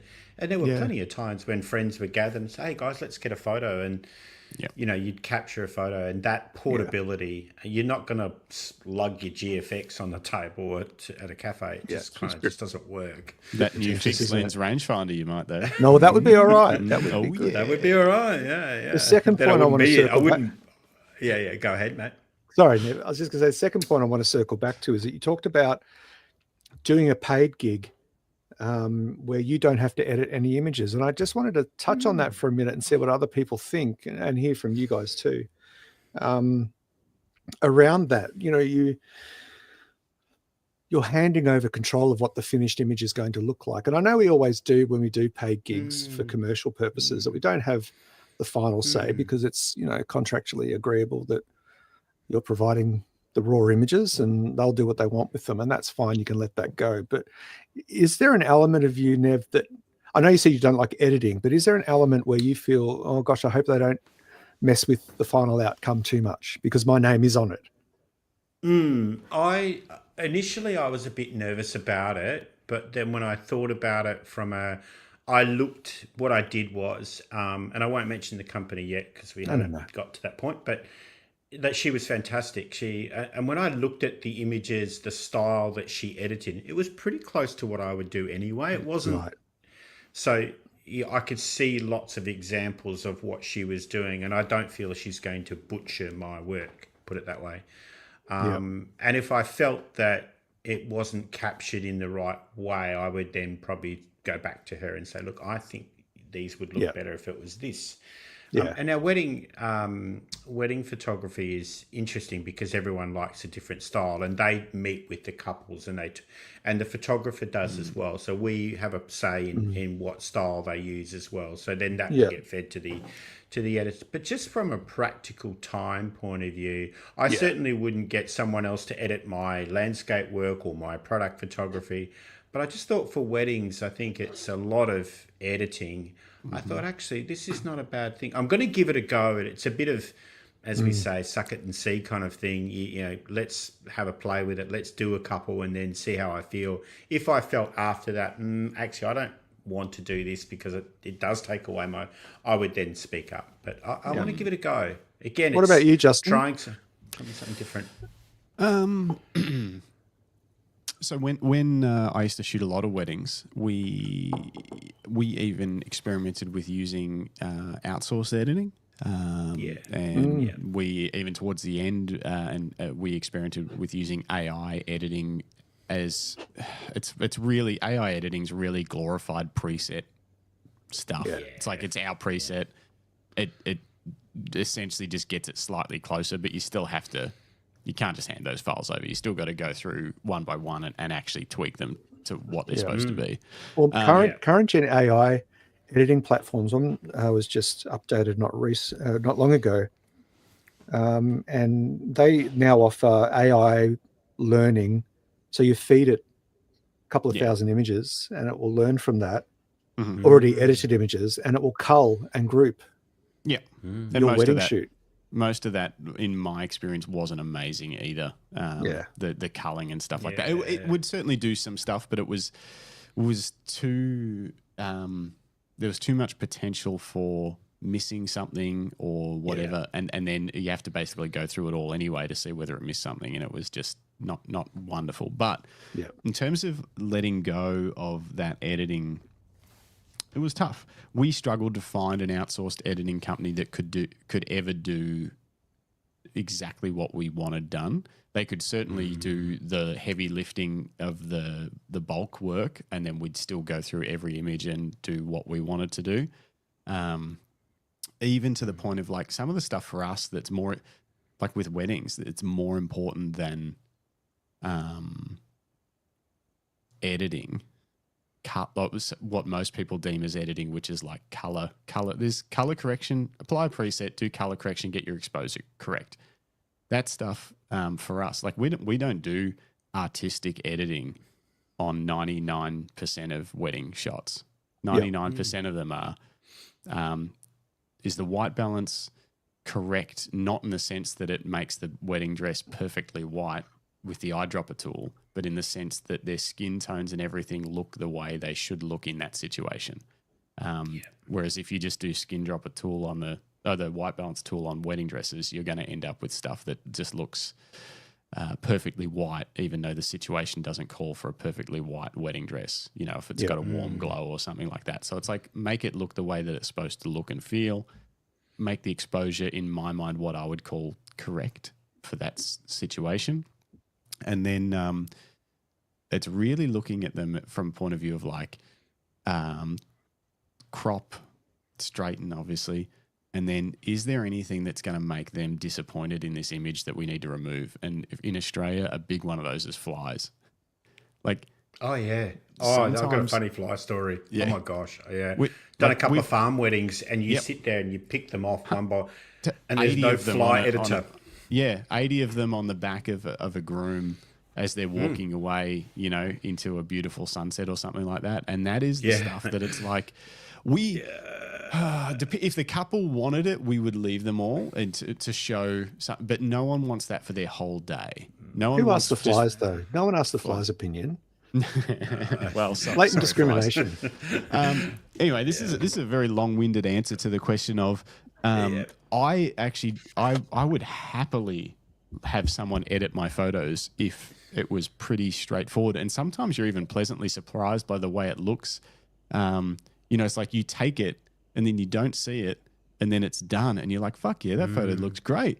and you didn't have to do anything. It just someone brought it to life with their artistic vision as a collaborator on what you've done, and I think that's pretty cool. But it does get tricky when they don't do what you would do. And we never found the ability to kind of completely replace us in that process to where we would be happy. But it was, Dave, editing on the fly. Very nice, mate. Very nice. Scott's got a good point, actually, two good Scott comments, but we'll start with this one because it's relevant to this stuff. Scott Bliss says, I've done one job with raw delivery only, and I was okay with it because it wasn't a particularly artistic endeavor. It was a ribbon cutting for a new building. 100%. A lot of people get caught up with like the raws and never deliver the raws and all that sort of stuff. I've delivered tons of raws. I don't care. Like it's a ribbon cutting. It's a It's a transaction, isn't it? It's a product for a price. Yeah. If they want them, whatever. I'm not. If it's one of my favorite shots of all time, maybe I would want some more context around why they want the raws and all that kind of stuff. But we've done it tons of times. Lots of marketing agencies have in-house graphos that want to work with a raw file, even though they're probably not as good at color and stuff with photos sometimes, but that's what they want to work with, and it's like they're paying whatever. I don't care, and it's probably wrong in the commercial photography sense. I think a lot of high-end commercial photographers charge a lot more for raw delivery than they do for edited. But yeah, it's a different level of permission you're giving, isn't it? It is, but it's also like, for what? Like it says, if it's for a ribbon cutting and I don't have to edit the files. And I don't care about them. And I don't care about the files. Yeah. And what if they take these raws and they edit it and put it on a billboard? Well, good on them. But I'm not a high-end commercial photographer. And if you're talking about like some of the guests we've had that basically come up with an entire campaign for tens of thousands of dollars, that's different. And that's where they have a much better understanding of that sort of side of the world that I don't really understand. But for me, more than happy to hand off raw files for smaller jobs like that if they've got a genuine reason for them. I'll usually say, would you like us to supply edited files as well, because we have quite a good color correction process. That's if I'm unsure if they're going to be able to do it very well, because half the time they end up using the edited files anyway instead of the raws. What's interesting, I read an article on this, and I think I've a couple of times given a client some raw files because they asked, and when you're still finding your way, you weigh it up. And what was interesting to come back from that client, the one particular client, they weren't unhappy with what I had done. They just wanted to see if they could maybe do better, and that's fine. They actually came back about 2 days later and said, oh my gosh, we didn't realize how much work was involved to get it to that. And you can have them back and you do your job and we're all sweet. They just found that it was actually really time consuming. And then, because as I'm sure people listening to the show, most of us are shot raw, from raw to a finished product. It's a bit like cooking. We're not grabbing the HJ burger. We're actually going from that to final product. So it's creation. It's a whole bunch of things that you mentioned.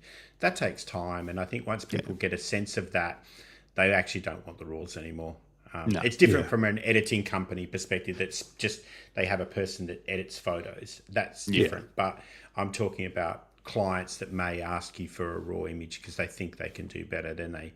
I think it's interesting because I would shoot with the GFX 100S2, and they're big files. So I did say to the lady, you better have a fast computer because you're going to be spinny wheel of death. Your RAM's going to suffer no matter what. But yeah, it's an interesting point you make, Justin, about that. It's, and it sort of leads into maybe another question, if I can ask this question to the audience. What do people think about, what do they get out of photography? Are they an end product person where they love the image? Is it about the image, or is it more about the experience? Or is it I think for a lot of us, probably a combination of all three. I love the shooting bit still. I still love that bit. But I still love the final product too. But I probably say I enjoy the experience more than I do the final product. Yeah. I think there's balance, and balance doesn't always have to be 50-50 split of time and dedication and thinking. Like it can be, you know, a 70-30 split where 70% of the time you're enjoying the experience and 30% of the time, you know, it's for me, it's the end-to-end process. I do love the shooting experience because it gets me out into the world as a, you know, predominantly a street travel photographer.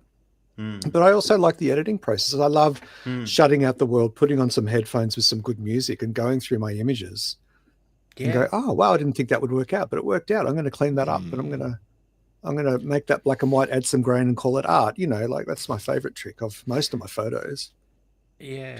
I discovered something really interesting too, is working with some of the young people at the youth centre doing photography there. And we ran about an 8 to 10 week program. We've got another one starting in February. And what I gained out of that, when we printed the images at the end and held a little mini exhibition, and just seeing the looks on their faces of what they created, that gave me way much joy than any image I've probably taken in the last, I don't know how long.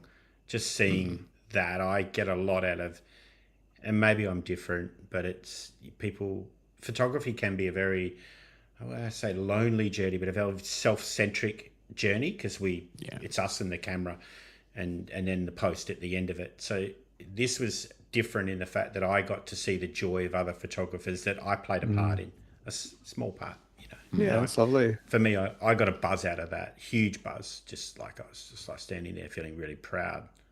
Yeah. Which is probably why you should continue doing photography education and workshops. Workshops are in your future, Nev. It sounds like that's going to be a big driver for you. And I actually find it relatively easy because I've got good people skills as well as photography knowledge. So there's plenty of great photographers, but they don't know how to transcend what the camera tend to the people. I've got a bit of both from my background. So no, I think it's certainly worth exploring. Couple of quick comments and questions coming in. Firstly, Paul Go Henderson. for it, J-Dog. That's me. Paul Henderson says, luckily for me, I enjoy the experience, and if by some chance or fluke I get a shot, it's a bonus. Yeah, agree? Yeah. That's needs to come to a workshop of mine. Ricardo Saravia says, where are you from, Ricardo? Says, Justin, do you use aperture priority in weddings? I don't. We always use manual. We experimented with aperture priority occasionally. What I did use every now and then was auto ISO. Back when I was shooting Nikons, the auto ISO feature worked pretty well. And I would use that when, say, going from inside to outside of a ceremony, you know, you're going from this dimly lit chapel to outside bright light, and you're following them out, and you just wanted it to quickly auto change or something like that. But most of the time I found that because I shoot a lot of my stuff backlit, I don't know whether that's just lazy to try and make things look better, but I would always put the sun behind the couple. You're always having to bring the exposure up a little bit from what the camera would want to meter. But then if you then quickly turned around to shoot something else, it would be metering in the other direction on auto. So it was like, I'm having to change the exposure compensation anyway. I might as well just control my settings. So we would be, depending on what was happening, we'd be pretty constantly locked on an aperture. We shot a lot of stuff fairly wide, like f2 or wider with primes. And then we'd set our shutter speed for whatever the appropriate, like it was, our shutter speed was always 320 or above, depending on what the situation was, above if we needed to crush some more light. And then we would just ride our ISO, depending on the lighting changing. So I was riding my ISO with my thumb the same way you would ride exposure compensation in aperture priority. So for me, manual was faster and better controlled, and Jim's the same. He still does that now. So yeah, no aperture priority for us, but it can work really well, and I think a lot of people do use it. It's a great question, Ricardo, and a great answer, J-Dog. Oh, thanks. Oh, and Ricardo is from Guatemala in Central. Really? That's cool. That's really welcome, global. Yeah, we'll have to come visit. Yeah. Global. Hey, Lucky Straps road trip. Mr. Worldwide. Yeah, definitely Lucky Straps road trip. After we go to Japan, I think that'd be pretty sweet too. Hit the subscribe button, people. Hit the subscribe. Yeah.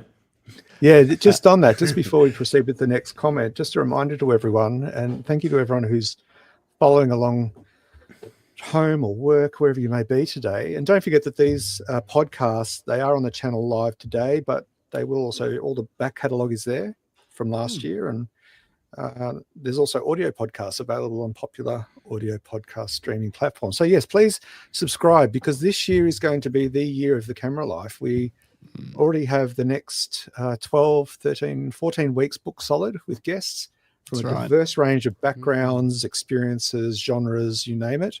Awesome.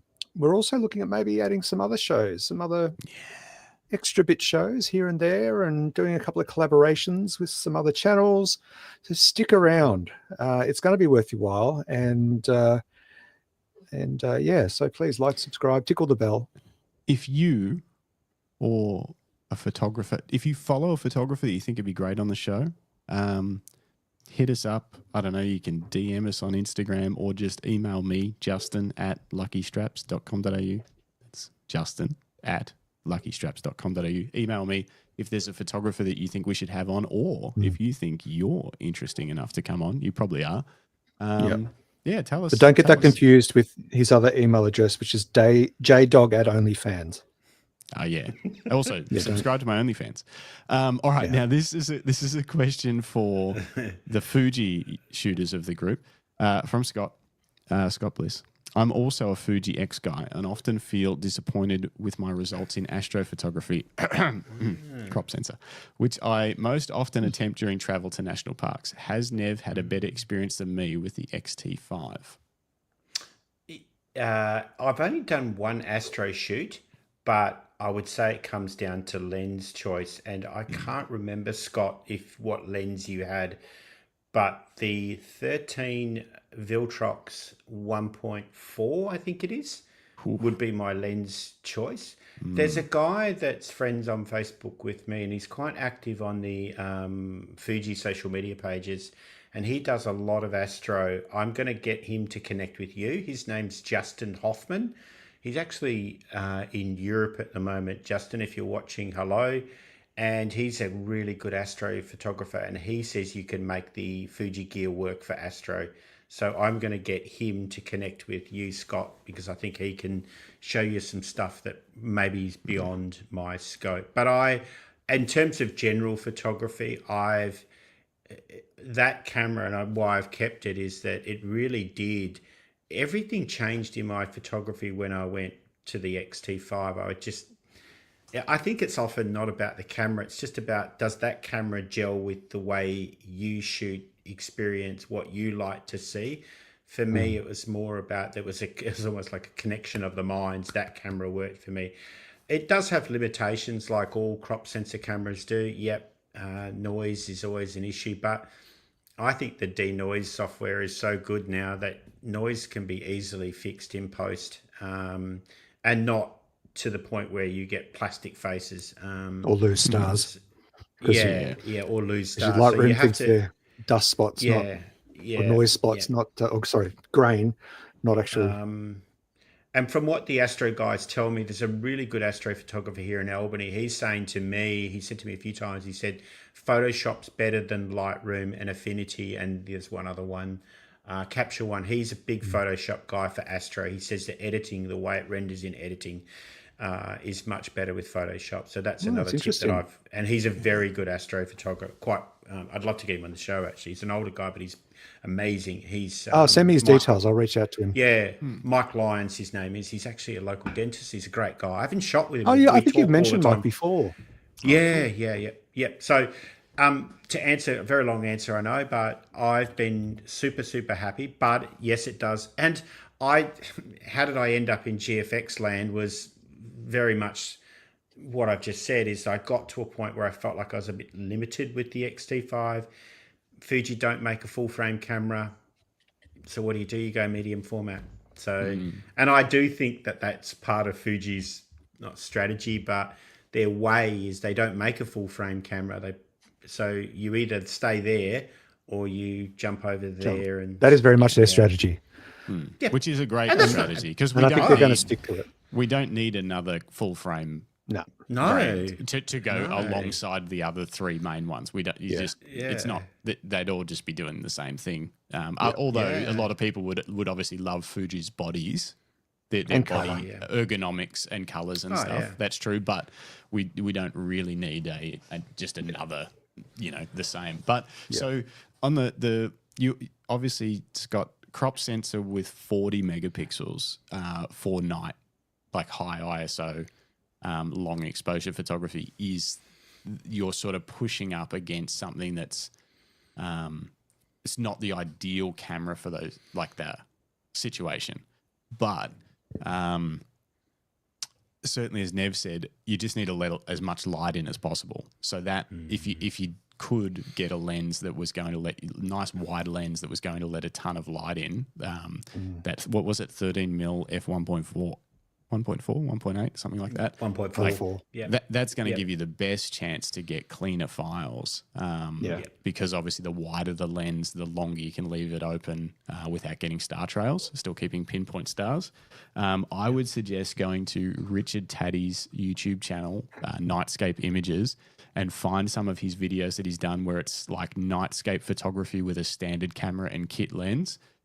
He's done a few videos where he's got like a Canon 650D and one of those 18 to 55 kit lenses that's like an f4.5 at the wide end or something, and he'll show you how he shoots with not the ideal gear for the situation and can still get good results. Find some videos like that and just see if there's anything that he's recommending that you haven't tried yet. And as fate would have it, not that I believe in fate, but as fate would have it, Richard Taddy's joining us next week. Next week, awesome. Justin. Yeah. How good. Hey. Last time I think our Richard Taddy episode was like almost 4 hours. It was insane. Oh, yeah, I think he said to me he likes to chat. He's got too much knowledge in his brain. And he's put most of it on his YouTube channel for free. Yep. So, it'll be a refreshing change for me. It's so funny. And Shane Wookie, he said he just got the 13 Viltrox for that purpose. So let us know how you go, Shane. Stick around and let us know in the coming weeks how you go with it. It'd be interesting to hear. And obviously to see some of your shots. I was running a little small group workshop, and I said to this guy, I was shooting with my X-T5, beautiful camera. He was shooting with a little Sony RX camera that I gave him just to use because he was a phone shooter. And I said to him, here, have a play with the X-T5. And I gave him the better camera and I shot with the thing. And he said, going up into the better camera actually presented more challenges. And often with people is you can go to much higher gear, but the higher you go in specs on your gear with megapixels and features and stuff, it's a bit like that analogy. I remember reading a comment by a photographer, you better know how to drive that Ferrari. So it's often finding the right gear for the right job, finding what you can get the most out of your gear. I would say, and I don't know if you guys have experienced this, but 80% of the features on your camera, you probably don't even know what they do. Has anyone ever gone through a whole menu and actually worked out what every single thing does? Yeah, Justin has. Probably Justin. I would say I know about 75%. I used to read the paper manual. They stopped providing the paper manual, which kind of bugs me. Obviously, they're trying to save paper, but that was just what I did. I was like, because otherwise, sometimes you don't know what you're not looking for, or you don't know, and then you read it, and you're like. One day when you're having trouble or you're trying to do something, it just pops in your brain. You're like, oh yeah, there was a thing that did something like that. I'll try that. Or worse, if you don't know it's there, and then all of a sudden you find it's there 3 years later. Yeah, you're like, what all this time? Yeah. So there was I would read your manuals, guys. Yeah, read your manuals. Or scan that QR code, whichever it is. Yeah. They put QR codes on the boxes now, don't they? Or even on the back of the camera screen. And look, it is good to be able to access a digital manual and all that sort of stuff, but I don't know why. I just like to just sit there with the book and just read through it. But you like paper books too. You still love buying physical books, don't you? Not a ton of them. Like I would still listen to an audiobook over a paper book in terms of for like a long read. But for a manual, having it page by page, I don't know, seems to make more sense to me than I just won't sit there with a phone and read a full manual. I'll just go from section to section depending on I can't do much on my phone. It just doesn't work. Other than doom scrolling, I don't do much. Doom scrolling. I don't do much on my phone at all. And I've actually reverted, and I think more so because of my eyesight. I've only got a smaller, I don't even know what one this is. I've only got a smaller iPhone. I don't have the Mac screen. So I've been, because I have my MacBook Pro for my editing and this stuff and writing, but I've been using my iPad more now for accessing content, information that I need to study or know, or because it's just a nice, slightly, bigger than paperback size. Like what are those bigger trade paperback size? I like that. Trade paperback? Trade paperback is the bigger size paperback book. So you've got the standard ones that are about that size, and then you've got the, that means nothing to everyone. Like you've got the little novel size, and then you've got the size that a lot of the bookshops sell for this is trade paperback. This is my sister's book, but this is trade's paperback. Cool. Size. It's bigger. Speaking of books, that's my next kind of thing that I want to do, and a local news agency has approached me to look into doing a book, because we have a lot of the tourist, the cruise ships come, and often tourists are offering, is there a book about with Albany in it? And there was one from a few years ago, but they didn't republish it. But so I'm just looking into publishing and how you go about that. So if there's anyone out there in the internet world that knows a little bit about publishing, please send me a direct message on Instagram or Facebook. I know Amazon do, I know they can be a bit of but Amazon do self-publishing as well, and some other companies as well. I'd love to learn, because that is my next thing. I think my images would actually make a beautiful coffee table book. So that's something. No doubt. I just helped my sister publish her second book. She writes a lot about mental health. Great. And mental health and mental illness. And I just helped her publish her second book in Kindle, and it was quite straightforward. A couple of little formatting challenges, but it was mostly text. But you can either use their platform that helps you build the publication, right down to the QR codes and the US. What is it? What's the book number? BSN. Is that what it is? Every book has a BSN. All that stuff. It does it for you. Or you can actually just upload a PDF version of your book into their platform. So there's a couple of different ways to do it, but there's a bunch of other sites. I've published some of my photography books from my trips to Japan. I just self-published those. ISBN. Thank you, Matt. Matt great. and Scott. They're right. I'm writing that Thanks, down. guys. I'm writing it. Thank you for that. I'm writing that down. Oh, there you go. Matt Talks Photography. Know a little bit about publishing. Happy for my email to be passed on by Justin. Thanks, Matt. Thanks, Matt. Or direct message me on Insta if you want, Matt. Just send me a direct message on Instagram as well. You can do that. I'll hook you up. Yeah, cool. Awesome. That's the great thing about the world now, isn't it? The internet, we can just share and gain knowledge and help each other out. It's great. Post photos of our feet if you're a J-Dog. OnlyFans feet. Oh, my gosh. There's money in that. Hey, look, how do you think he afforded that Leica? Yeah, that's right. Only feet. Hey, only feet. Hey, I saw something weird this morning. What did you see? On Petapixel. I need to show you. I wonder if you've seen this, Greg, in your newsing. Which bit was it? Check this out. So this is for people in the US only, so don't get excited unless you're in the US. Maybe some of our US listeners can test this out before they run out or whatever. So basically, this company, Oda, has launched these graphics. Look terrible. Shocking photos. They've launched these slim card holders for SD cards and micro SD cards that fit in your wallet. So like this. See this? So they've launched it, and what they're saying, basically, you can purchase it for $0, and shipping in the US is free too. Oh, maybe we can do it from other countries and you have to pay for shipping. I don't know, but so in the States, $0 and $0 shipping, they'll send you this. And basically, what they're saying is, why free? Instead of burning money on ads showing you how good our card holder is, we'd figure we'd just give it to you for free. Huh. Which makes no sense because How obviously they're losing money. I'm assuming it's a way they want to launch more products in the future. This is their first product. I'm assuming this is a way for them to acquire customer email addresses and stuff like that at what is a lower calculated cost than doing ads. So it helps them build a client base. Yeah. Scott's saying that only the 8 micro SD model is available. Maybe they sold out of the other one. So that's that one you're looking at now. Yeah, 8 micro SDs instead of. Anyway, I just thought it was super interesting that it's like instead of wasting money on ads, we're just going to give them away for free.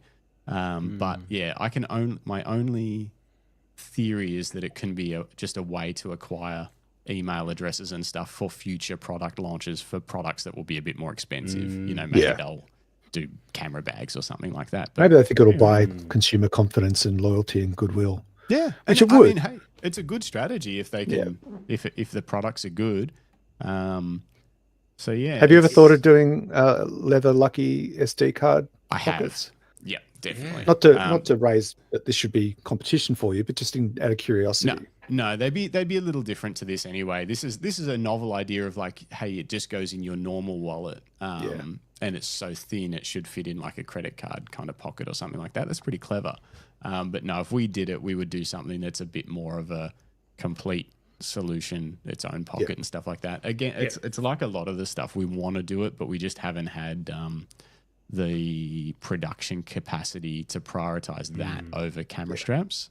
But yeah, it is most certainly on the radar. I was also, after we talked about film last week, I was looking at the film that I've got in my fridge, and I was like, I'd love to do some film accessories. That's definitely, it used to be, I had a big list of stuff that we wanted to make, little, film holders and belt pouches and all that kind of stuff. It kind of dropped off the radar, but I have been, since we spoke last week, I've been thinking about film. I don't think I want to buy disposable cameras for it. So I need to either decide, do I need to get an appropriate Nikon lens for the Nikon film bodies that I've got, or do I find another film body to play with?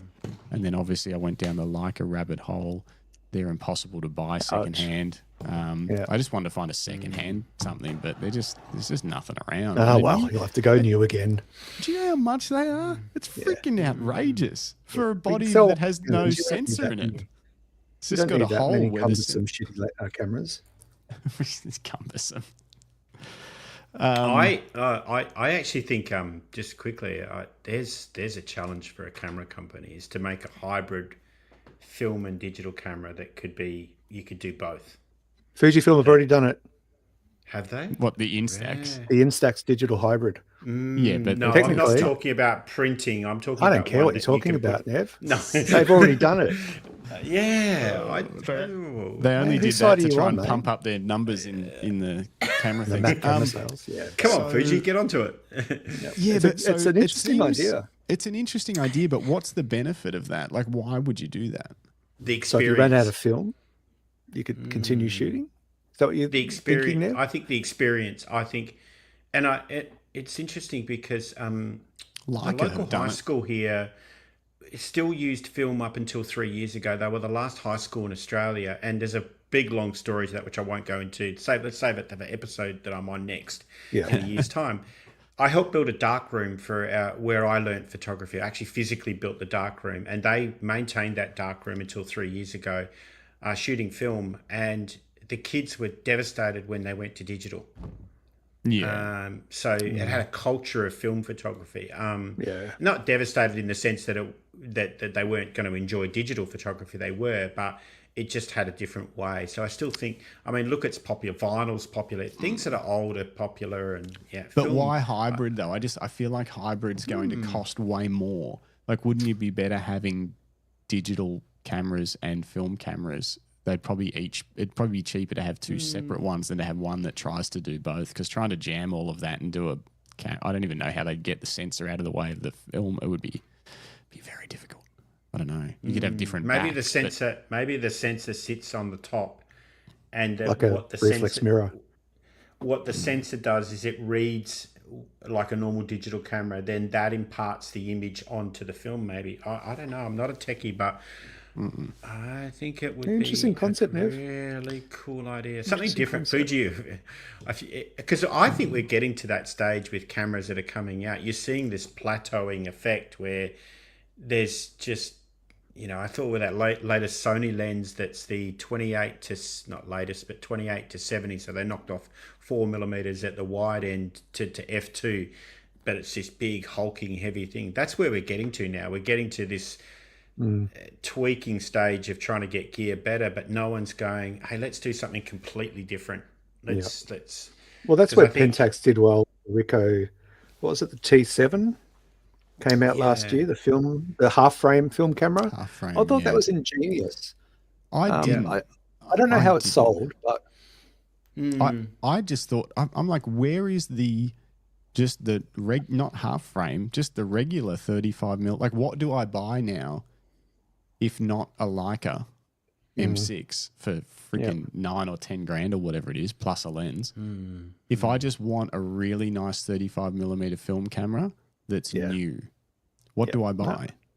Why isn't there one for 2 grand? Surely someone could make money on that. I think there was rumors that someone was looking at going backwards with one. Was it Pentax? A full frame 35mm? Or was it, and maybe even OM Systems, Olympus were looking at going backwards a bit, or the old Olympus, where they were looking at, someone was. But, it's a good question. But I think, for like photo challenge, like we talked about last week, grabbing a disposable film camera is a quick and easy option. It's not the best option, but it does strip away all the fancy bits and just make it about exposure and composition. It is cool. Yeah, it's definitely cool. I'm like, if I'm going to do it, I've got film sitting here already. And I'd like just slightly better optics and stuff like that. It doesn't have to be a fancy camera, but just, something with a 35mm, whatever, f2 or 1.8 lens on it. Just something just nice, clean, whatever camera. I'll send you this over, mate. You can have a play. Thanks. This is Appreciate an Olympus 35 PC that I actually got. Albany's got a lot of op shops. We've got op shops galore over here, and I often see these sitting in op shops, and I just grab them. So I've sort of got a collection of. I'll just box them all over, and you can have a play. I've got a few kicking around that I've bought in similar ways, but I'm pretty sure most of them don't work, and I'm often reluctant to blast a roll of film through and pay for it to get developed. It works. You've tested it. Yeah. Love it. Yeah. Scott says he ordered one of those SD card things. He said they had the SD model available in the salmon color, free product and shipping too. So good tip. Wow. I'm glad someone got one. You'll have to let us know how it goes. Let us know. It's an interesting approach, isn't it? Yeah. To market a product. Make it free. We're not like that in Australia, aren't we? We're not like in Australia we give something away for free to get people to use it. We just don't do that here. Culturally, we're different. I don't know. Youth centres give away condoms. That's true. It works too. That's right up your neighbourhood there. Yeah. Nev? Yeah, it does. It's funny because if you give somebody something, they will, for free, they generally will, some people, a certain percentage will use it. I've been long advocating free public transport. If you had transport that was public transport, it was free everywhere, right across Australia, more people would use it. The whole having to get a card and log on and punch it into your phone and use your phone, that's actually a barrier to using it. So if you had it free, more people would use it. We'd have less people on the roads. And we certainly, if we go to Melbourne, we certainly use the free city tram network. And how much would we use it otherwise? We'd possibly still use it, but maybe not as much. But it's just when you know that you don't have to do anything, you just step on it. Cool. Yeah. My son has gone straight Just to one film last from- comment before we Yeah. wrap. This is from Shane Wookie in Melbourne. My 16-year-old has gone straight to film. For Xmas, I got them a 1978 Nikon FE SLR. You're a good dad. Wow. Hey, How do I get adopted? Tell me this: what lens did you get it with a lens, and also, like, roughly how much is something like that these days on the second-hand market? Because the prices seem to just be going up and up for decent film gear. So tell me. Well, film's making a comeback. That's the thing. It is, but that's what's weird, that there isn't, like, where is the, there's all these Leica M compatible lenses from, like, TT Artisans and Voigtlander and all this stuff. There's all these rangefinder M lenses that are reasonably priced, that are like copies of Leicas that are decently priced. That's right, isn't it? Like, I've seen tons of them that you can buy from TT Artisans and stuff like that go onto an M mount. Yep. Why isn't there an M mount film camera that's been ripped off by someone? Yeah, I don't know. Like, I think there's fear. I think there's a legacy of fear in the industry, because when film died and digital took over, it was so sudden that it financially ruined most companies for a long time. Fujifilm had to hang on by retooling their factories to make cosmetics. They already had the color science and the technology and the understanding around chemicals to make film, that they actually flipped when film died and became a cosmetic company, because they could use much of the same processes and practices and facilities that they already had.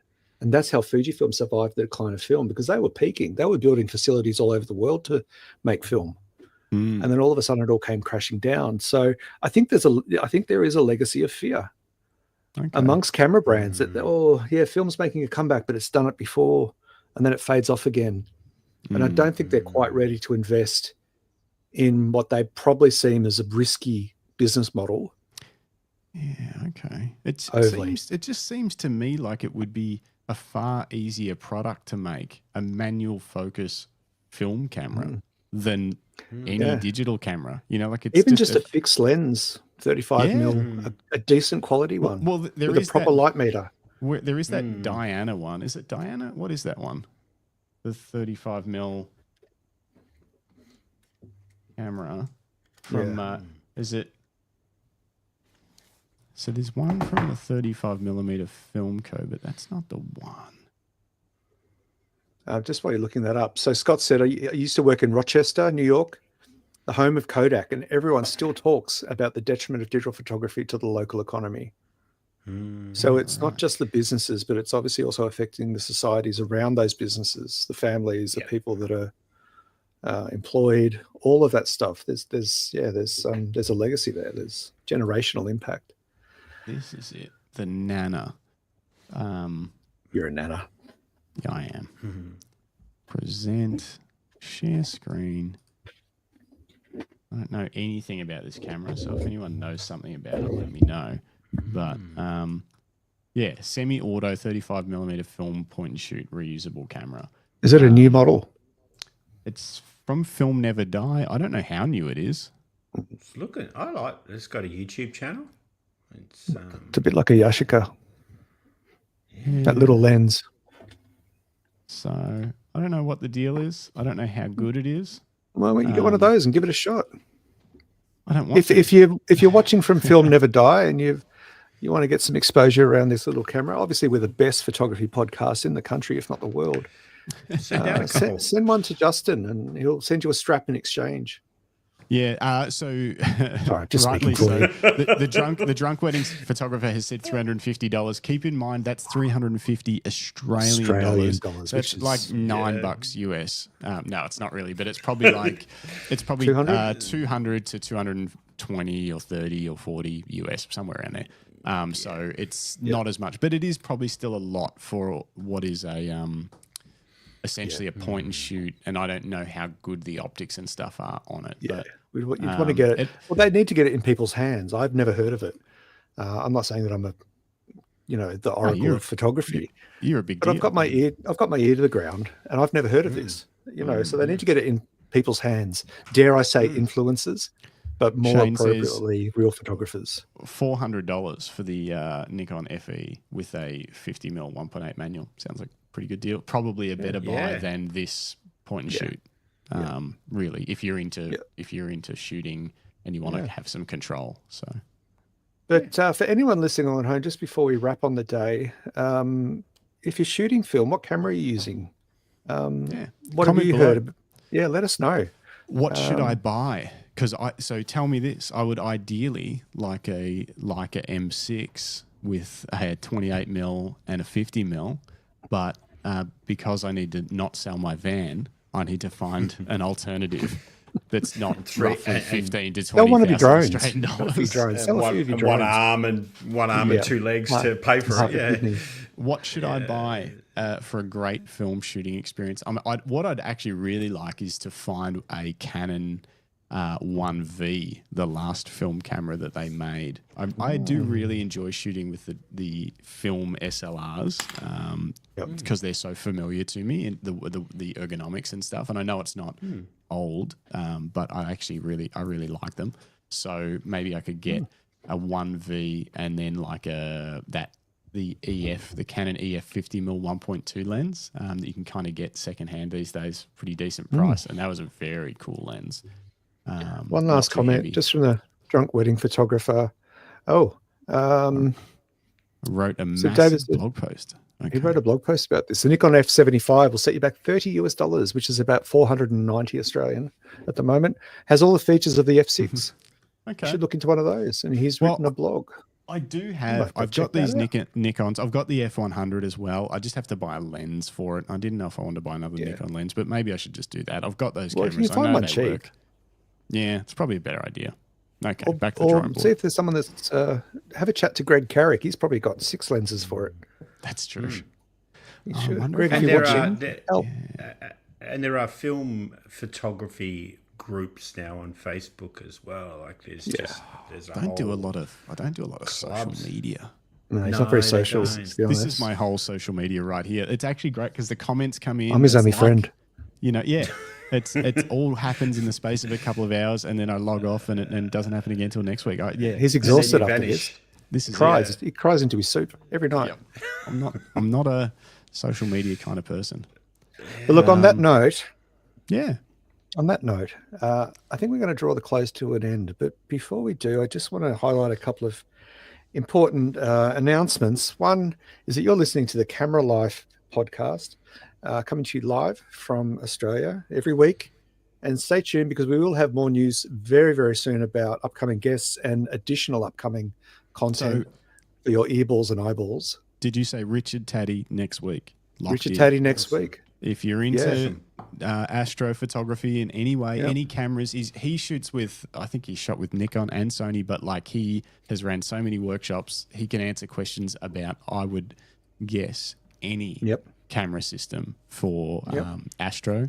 He does the tracking, he does untracked, he does light painting, he does every style you can think of. I don't know if he's ever done film, but anyway. I'm sure he has at some stage. Stick around for that next week. Will be amazing. The other, in coming weeks, we've got Glenn Lavender, who we met up at BFOP. We've got Mikey Boynton. We've got Richard, as we've said. We've got Brent Lukey, Alex Frayne, Ben Lawrence. These are names that I've been tracking down. Dan Paris, William Goddard. Godwood. Sorry, William. Got that wrong. Anyway, we've got lots going on in the show in the coming months. And in fact, 2025 is going to be our year to shine. We've made great plans and we intend to see them through. So thanks so much for watching. But most importantly, I want to thank our guest, returning guest, and probably one of our best fans of the show is Nev Clarke. So thank you, Nev. Thanks, Nev. Thank you for having me on. Absolutely. It's been great.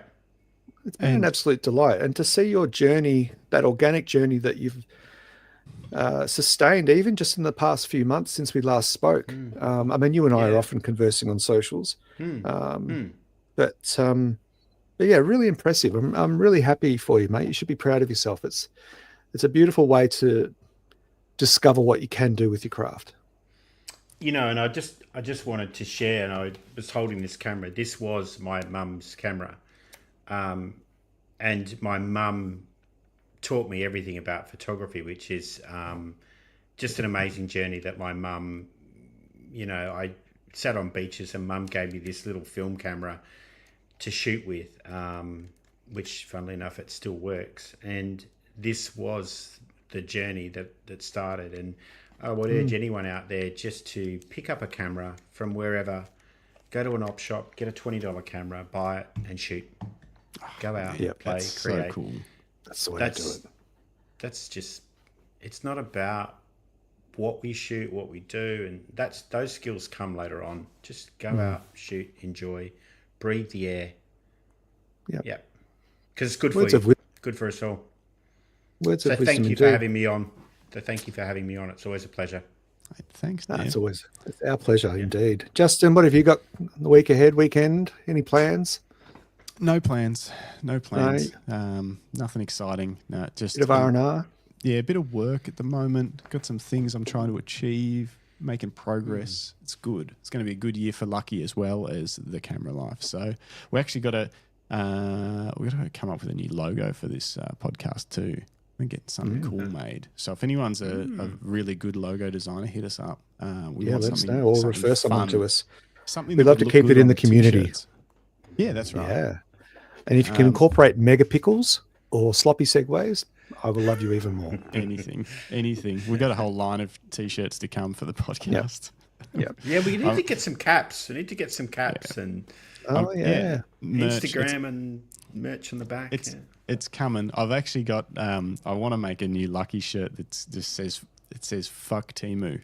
I'm very excited about it. I haven't seen them done before, and I think it will suit our Australian-made philosophy. I think it will indeed. I think it will be. That's coming. Nice. Look forward to the merch store, everyone. Careful about the lawsuit that's coming, but that's okay. Bring it on. I'll take them on. Well, being Temu, they'll probably try to sue for like 59 cents. They'll just rip it off. They'll just rip it off and sell it themselves. It'll arrive and it'll be like this big. Very like true. A baby shirt. But no, nothing exciting. Nothing exciting this weekend. Just laying low, doing some work. Yep. And I've got a bit of work to do myself. And I've got a couple of gigs coming up at camera clubs, doing some presentations, some street walks, some talks. Cool. Which is good. I'm looking forward to it. I did a little bit of that last year, but it's starting to ramp up again, which is always nice. I love spreading the photography love. But yeah, other than that, still haven't picked up my camera much. I did take some product photos of a couple of products I'm reviewing for ShotKit, but I haven't been out and done street photography in too long. So I need to do something like we talked about last week. Set myself some challenges and some goals. But anyway, that's enough about me crying into my soup. On that note, I want to thank Nev once again. Thank you, boss, Justin Castles, Lord Supreme of Lucky Straps. And thank you, everyone, for watching along at home. And hold on. what? Hold the phone. Paul Henderson, how do we find out about your street walks, Greg? That's a good question. How would someone get involved in that? It is a good question. Look, I typically do them with either our Fujifilm Fuji X Oz group, which is Nev is also a member of that. Justin's not, and they're usually based in Melbourne. So if any of our Guatemalan listeners are still on, I'm happy to come to Guatemala, but do you will have to foot the bill for travel expense and security. But yeah, look, I can set up street walks for groups of photographers in Melbourne. It's something that I love to do because A, it gets me out. B, I love Melbourne as a city. It's my hometown. I have a lot of love for the place and the people and everything about it. So, you can hit us up. Xos? Is that Fuji Xos? That's a private Facebook group. Okay. So if you're a Fujifilm shooter in Australia or New Zealand, join Fuji Xos. But otherwise, just drop the channel a line and we'll get in touch. We've got an email address on the channel, haven't we? Yeah. Otherwise, depending on what your preferred method is, maybe we'll set up a special email address for it or something this year. We need to figure that out. And then otherwise, you can contact via any of the Lucky Straps socials, or we do have socials for the Camera Life, like on Instagram and stuff like that. If you or just find me on Instagram at gcromie, at GCROMIE. All Greg's stuff is all linked below. My stuff, like you can get in touch. There's a ton of ways to get in touch with us. If you hit me up on socials, don't be surprised if you don't hear back for like a week, but I will get back to you. But if you get in touch via Lucky Straps, you'll track me down faster. Otherwise, also, Nev, people can find you on Instagram and Facebook. I've linked Instagram down below, and you'll have a website sometime. Soon. Very soon. I've started building it, and just my son's actually helping me build it. He's better with that stuff than me. Nice. That's another little thing that. So thank you so much. Anytime. And yeah, it's been great. Really, really, really enjoyed it catching up with you guys. And I've got a busy weekend. I'm actually shooting a golf tournament this weekend. It's a volunteer gig. Friends of mine, they run the golf club, and I said I'll come down for a couple of hours and shoot it for them. Nice. And it's a bit still like what we're saying before. It leads to other things. So get out and shoot, enjoy. Yeah. Never know what's coming. Much. Play the music, boss. Play that funky music. Bye, everyone. Be safe. Get out and shoot.